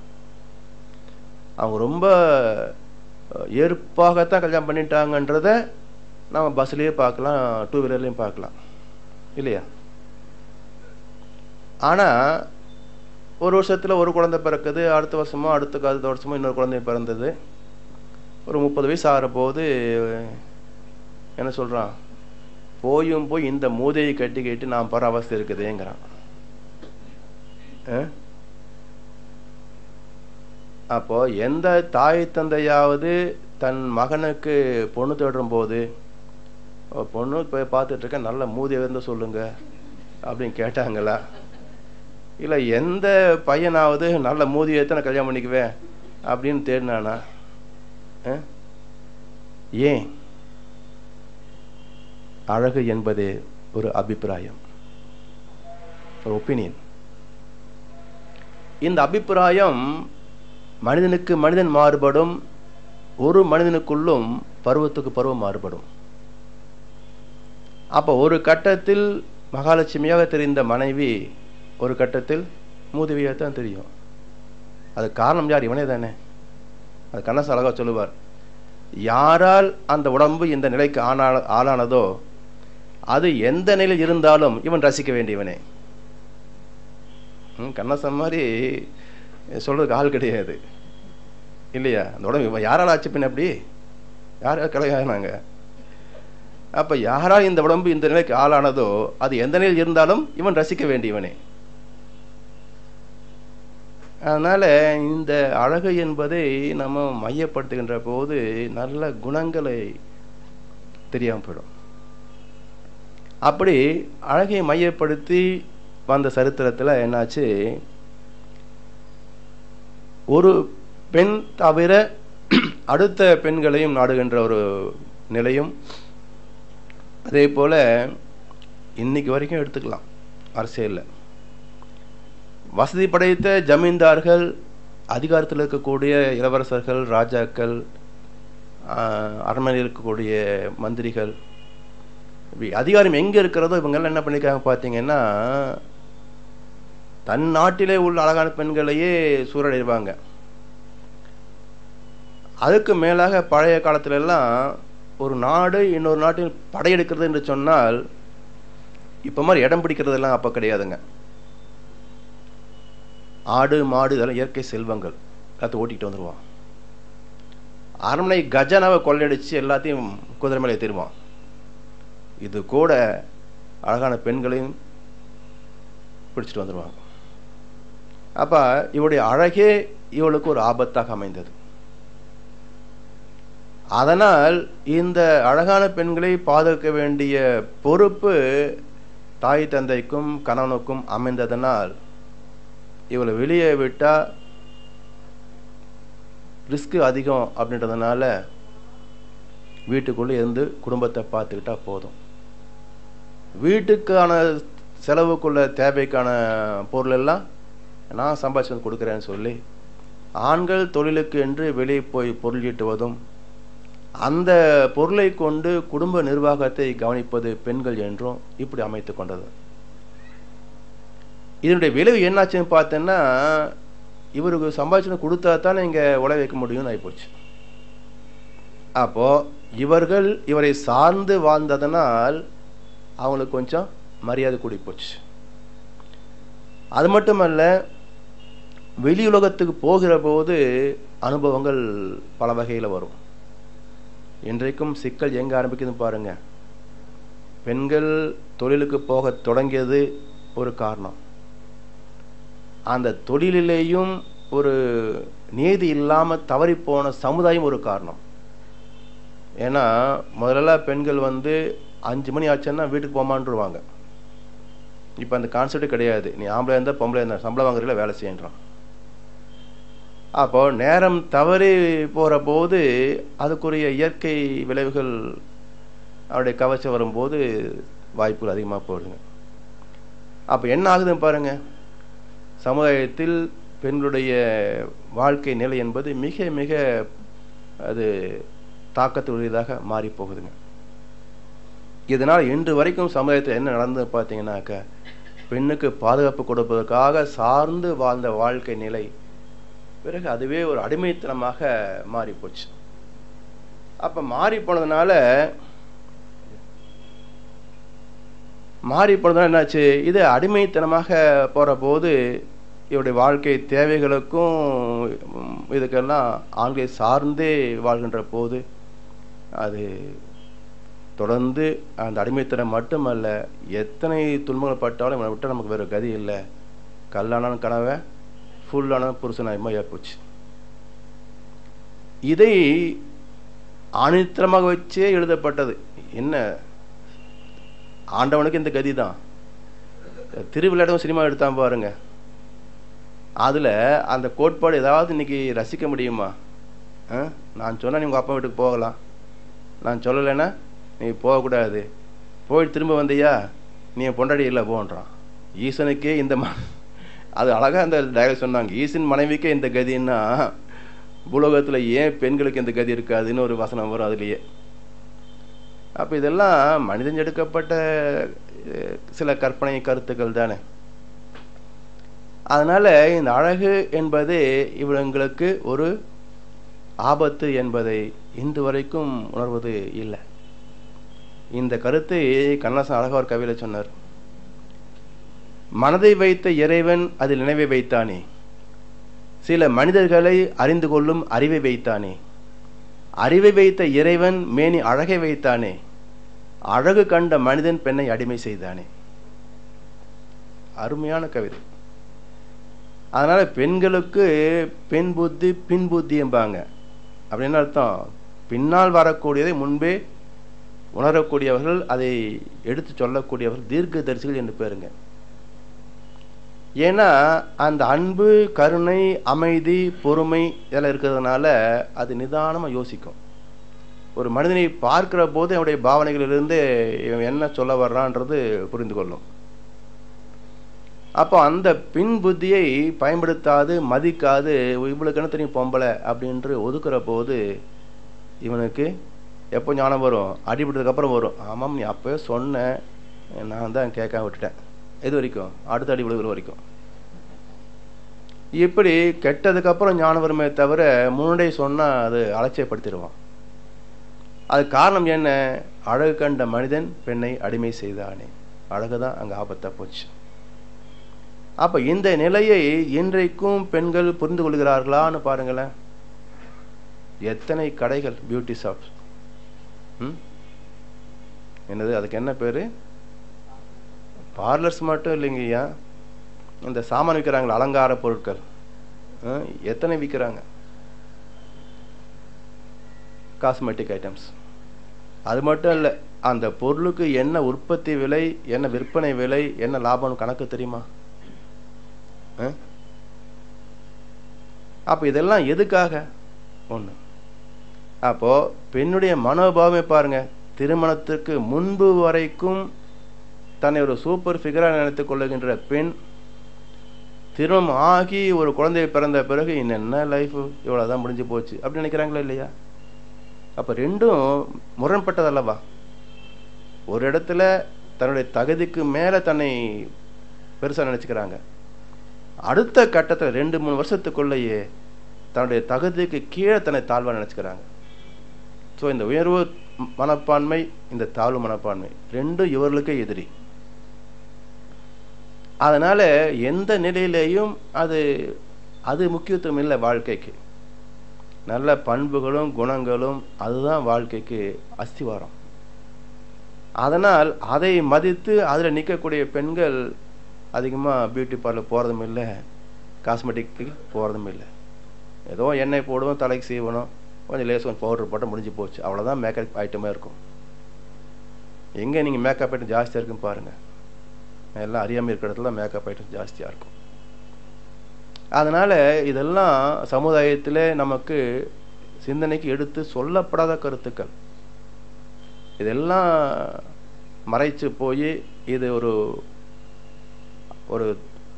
என்ன சொல்ற ஆடம்பரமான ஒரு படோடமான வாழ்க்கையே அதுதான் நிஜம் என்று போதிக்கப்பட்டு கொண்டிருப்பதனால பல குடும்பங்கள் என்ன தாறுமாற போய்கிட்டு இருக்குங்க. குறிப்பாக இந்த டிவியில் பார்க்குற போது இந்த பெண்ணை இப்படி ஆட வச்சு இந்த அம்மா அப்பா உட்காந்து பேத்துக்கிட்டு இருக்கிறாங்களே, என்ன இவங்கெல்லாம் தாய் தந்தை? திருமணம் ஆவதற்கு முன்பு அந்த பெண் இன்னொரு ஆடவனோடு டான்ஸ் ஆடுறான்னு சொல்லி சினிமாவில் ஆடுற மாதிரி ஆடி காட்டினா இவளை எந்த ஆம்பளை மனைவியை ஏற்றுக்குவான்? இப்படி இந்த பெண்ணுடைய எதிர்காலம் என்னவாக இருக்கும்? இதில் ப்ரைஸ் கிடைக்கல அழுகிறது வேற, கெட்டு போக முடியலன்னு அழுகுறாங்க. வேதனையா இருக்கு. அதனால கொஞ்சம் எதை பார்த்தாலும் அது ஜஸ்ட் என்டர்டைன்மெண்ட் கிடையாதுங்க. இதே நம்முடைய வாழ்க்கை அந்த எப்படி நினைச்சு பாருங்க இல்லையா? அதனால மற்றவருடைய இன்பங்களையும் துன்பங்களையும் தன்னுடைய வாழ்க்கை போல் நினைச்சு பார்த்தா தான் அந்த வலி தெரியும், அந்த அறியாமை புரியும்.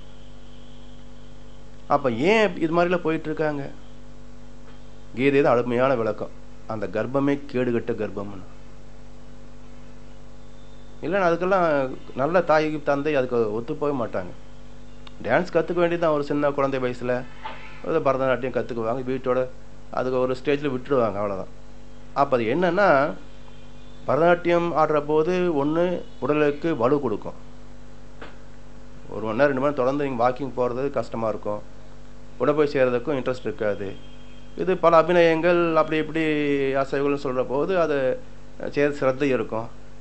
அப்போ தொடர்ந்து 1 மணி நேரம் 2 மணி டெய்லி ப்ராக்டிஸ் பண்ணுற போது, பரதநாட்டியம் ப்ராக்டிஸ் பண்ணுற போது உடலுக்கு கால் பாதங்களிலிருந்து தலை வரைக்கும் எல்லா உறுப்புகளுக்கும் அதில் இயக்கம் உண்டு, நல்ல ஆரோக்கியம் நல்லாயிருக்கும். மனசை உடலுக்குள்ளே வச்சு அபிநயம் பிடிக்கிறாங்க. இப்போ மனம் உள்ளே போயிடுதுங்க. அப்போது மனம் உள்ளே போச்சுன்னு சொன்னால் கான்சன்ட்ரேஷன் நல்லாயிருக்கும், ஒருமை தன்மை மனசுக்கு வந்துடும். அது மட்டும் இல்லை, அந்த ஓர்மை கான்சன்ட்ரேஷன் பவர் வந்து சிந்தனை திறனை தூண்டி கொடுக்கும். அதனால் பெண் குழந்தைகள் கண்டிப்பாக நடனம் கற்றுக்கொள்ள வேண்டும், ஒரு 10-12 வயசு வரைக்கும். அதோட மறந்துடணும், அது வாழ்க்கை ஒன்றும் பெரிய தேவை கிடையாது. அப்போ அதில் உள்ள நல்ல தன்மைகளை உடல் ஆரோக்கியத்திற்கும் மன நிறைவுக்கும் வாழ்க்கையை வளத்துக்கும் பயன்படுத்தி கொள்ள வேண்டுமே தவிர, அதுவே ஒரு வாழ்க்கையை நினச்சிக்கிட்டு போனோம்னு சொன்னாக்க இது நம்மை நாமே பலிகடை ஆக்கிக்கிறது தான். அதனால் இதெல்லாம் சமுதாயத்தில் பெண்கள் தங்களையே ஒரு ஜீவனாக மதிக்காம தன்னை ஆணுக்கு ஒரு போக பொருளை நினைக்கிறதுனால தான் தன்னை அழகுபடுத்திக்கணும்னே விரும்புகிறாங்க. ஆனால் இயற்கை விதியை பாருங்க, ஆண் குயில் தான் அழகாக கூவும், பெண் குயிலுக்கு அந்த இனிமை கிடையாது. ஆண் மயில் தான் தோகை விரித்து ஆட முடியும், பெண் மயிலுக்கு தோகை கிடையாது. இதுதான் இயற்கை. அப்போ என்ன காரணம் என்றால், பெண் குயிலை வசப்படுத்த வேண்டிய அவசியம் ஆண் குயிலுக்கு தான் இருக்கு, அதனால் இனிமையாக கூவுகிறது. பெண் மயிலை வசப்படுத்த வேண்டிய தேவை ஆண் மயிலுக்கு தான் இருக்கு, அதனால் அழகாக தோகை வச்சு ஆறி காட்டி அதை அழைக்குது. அப்போ ஆண் தான் பெண்ணுக்கு கவர்ச்சியாக தெரியணும், இவன் தான் பியூட்டி பார்லருக்கு போகணும். இது என்ன தலைகள் பொழப்பா இருக்குது? அதனால எப்படி வாழ்க்கை தலைகளாக போச்சுன்னு பாருங்க. இயற்கை பெண் அதனுடைய நிலையில் தான் இருப்பாங்க, அதை கவர வேண்டிய அவசியம் ஆணுக்குத்தான் உண்டு. நீங்கள் குடும்ப வாழ்க்கை கூட பார்த்தீங்கன்னா, பிரம்மச்சரியம் எளிமையானது பெண்களுக்கு, பிரம்மச்சரியம் கடுமையானது ஆண்களுக்கு. ஏன்னா இது எழுச்சி பெறுகின்ற வேகம், அது இடம் கொடுக்கின்ற தன்மை, அக்செப்டன்ஸ் அண்ட் அட்மிட்டன்ஸ். அதனால் இயற்கை நிகழ்வே நியதி அப்படித்தான் இருக்குது. இது சிந்தனை செய்து பார்க்காதனால தலைகளை மாற்றி போட்டுக்கிட்டு தலைகால் தெரியாம மாடிக்கிட்டு இருக்கிறோம், வாழ்க்கையும் தப்பாக போச்சு. அதனால் குடும்ப வாழ்க்கை லகுவாக கொண்டு போகணும்னு சொன்னாக்க ஆணும் பெண்ணும் சமம்தான். அழகாக கண்ணாசனுடைய கவியில் வரும், ஒரு சினிமாவில் மனைவி உயர்ந்துக்கிட்டே போகிறா, கணவனுக்கு அந்த வாய்ப்பு கிடைக்கல. அப்போ நம்மளோட உயர்ந்துட்டாலேன்னு சொல்லி பொறாமைப்படக்கூடிய ஒரு கதாபாத்திரம். அதில் நிகழ்ச்சி அந்த பாடல் வருதுங்க, வண்டியோட சக்கரங்கள் 2 மட்டும் வேண்டும், அந்த 2இல் ஒன்று சிறிதென்றால் எந்த வண்டி ஓடும்? அப்போ குடும்பம் என்றது ஒரு வாழ்க்கை பயணம், அதில் 2 சக்கரங்கள் கணவன் மனைவி. இதில் ஒரு சக்கரம் சிறுசாக போச்சுன்னு சொன்னால் வண்டி குண்டு சட்டிக்குள்ளே குதிரை ஓட்டின மாதிரி தான் ஓடிக்கிட்டு இருக்கும், அப்படியே சுற்றிக்கிட்டே இருக்கும். அந்த வண்டி பயணத்துக்கு ஆகுமா? அப்போது குடும்ப வாழ்க்கையில் கணவன் மனைவி 2 பேருமே 2 சக்கரங்கள். இதில் மனைவி சின்ன சக்கரம்னு சொன்னால் எப்படி வாழ்க்கை பயணம் நடக்க முடியும்? ஸோ 2மே பெருசும் இருந்தாலும் பிரயோஜனம் இல்லை, சிறுசு இருந்தாலும் பிரயோஜனம் இல்லை, 2 சமமாக இருந்தால் தான் பயணம் சுகமாக நடத்த முடியும். அதுபோல் உணர்வுகளாலும் கணவனாக இருந்தாலும் மனைவியாக இருந்தாலும் ஆணாக இருந்தாலும் பெண்ணாக இருந்தாலும் எல்லாம் இயற்கையின் பிரதிநிதிகளே. அப்போ ஒருவருடைய தேவைகளை மதித்து மற்ற வாழ்க்கையை முறைப்படுத்திக் கொள்ள வேண்டிய பொறுப்பும் கடமையும் 2 பேருக்குமே உண்டு. அதை புரிந்து கொண்டு வாழ்க்கை நடத்தினால் அந்த குடும்பம் ஒரு கோவில். இது புரிந்து கொள்ளவில்லை என்றால் அந்த குடும்பம் மாதிரி நரகம் வேற எங்கேயுமே இருக்க. அதனால் நல்ல குடும்பங்களை உருவாக்கி கொள்வதற்கு குடும்பத்துடைய நீதிகளையும் அதனுடைய அடிப்படையாக இருக்கின்ற கணவன் மனைவி உறவையும் புரிந்து கொண்டு வாழ்க்கையை துவங்க வேண்டும். அதனால் எத்தனையோ பாடங்களை நம்ம கற்றுக் கொடுக்கிறோம் சமுதாயத்தில். ஆனால் ஒரு ப்ரீ மெரிட்டல் கோர்ஸ் ஒன்று இப்போ அவசியம். திருமணத்திற்கு முன்பு குடும்ப வாழ்க்கை எப்படி நடத்த வேண்டும் என்று அந்த மணமகனுக்கும் மணமகளுக்கும் ஒரு கல்வி அவசியம். இந்த கல்வி இல்லைன்னா குடும்ப வாழ்க்கை சரியாக அமைவது கஷ்டம். அதனால் சம்பாதிக்க இயலாத கட்டத்தில் ஏதோ விதியேன்னு சொல்லி பொறுத்துக்கிட்டு இருந்த காலம் உண்டு. ஆனால் 2 பேருக்குமே சமமாக கையில் சம்பளம் இருக்குது, துணிச்சல் இருக்குது, வெளி உலக அனுபவங்கள் இருக்குது. போடா நீல இன்னொரு ஆள் அப்படின்ட்டுருவாங்க. அதனால் இன்றைக்கு அந்த நிலை இது சரியான பண்பாட்டுக்கு கொண்டு போக முடியாது, சீரழிவுக்குத்தான் போகும்.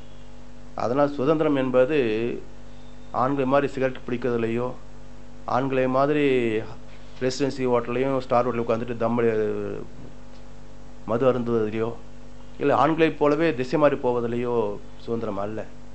சுதந்திரம் என்பது பாதுகாப்பு, இன்பங்களை துய்ப்பது, அதுதான் சுதந்திரம். இந்த சுதந்திரத்தை எந்த மனிதனும் யாருக்கும் கொடுத்துவிட முடியாது. அது இயற்கை கொடுத்த கொடை. இதை மதித்து நம்முடைய வாழ்க்கையில பயன்படுத்திக் கொள்ள வேண்டும் என்று சொல்லி இன்றைய சிந்தனை நிறைவு செய்கின்றோம். வாழ்க வளமுடன். வாழ்க.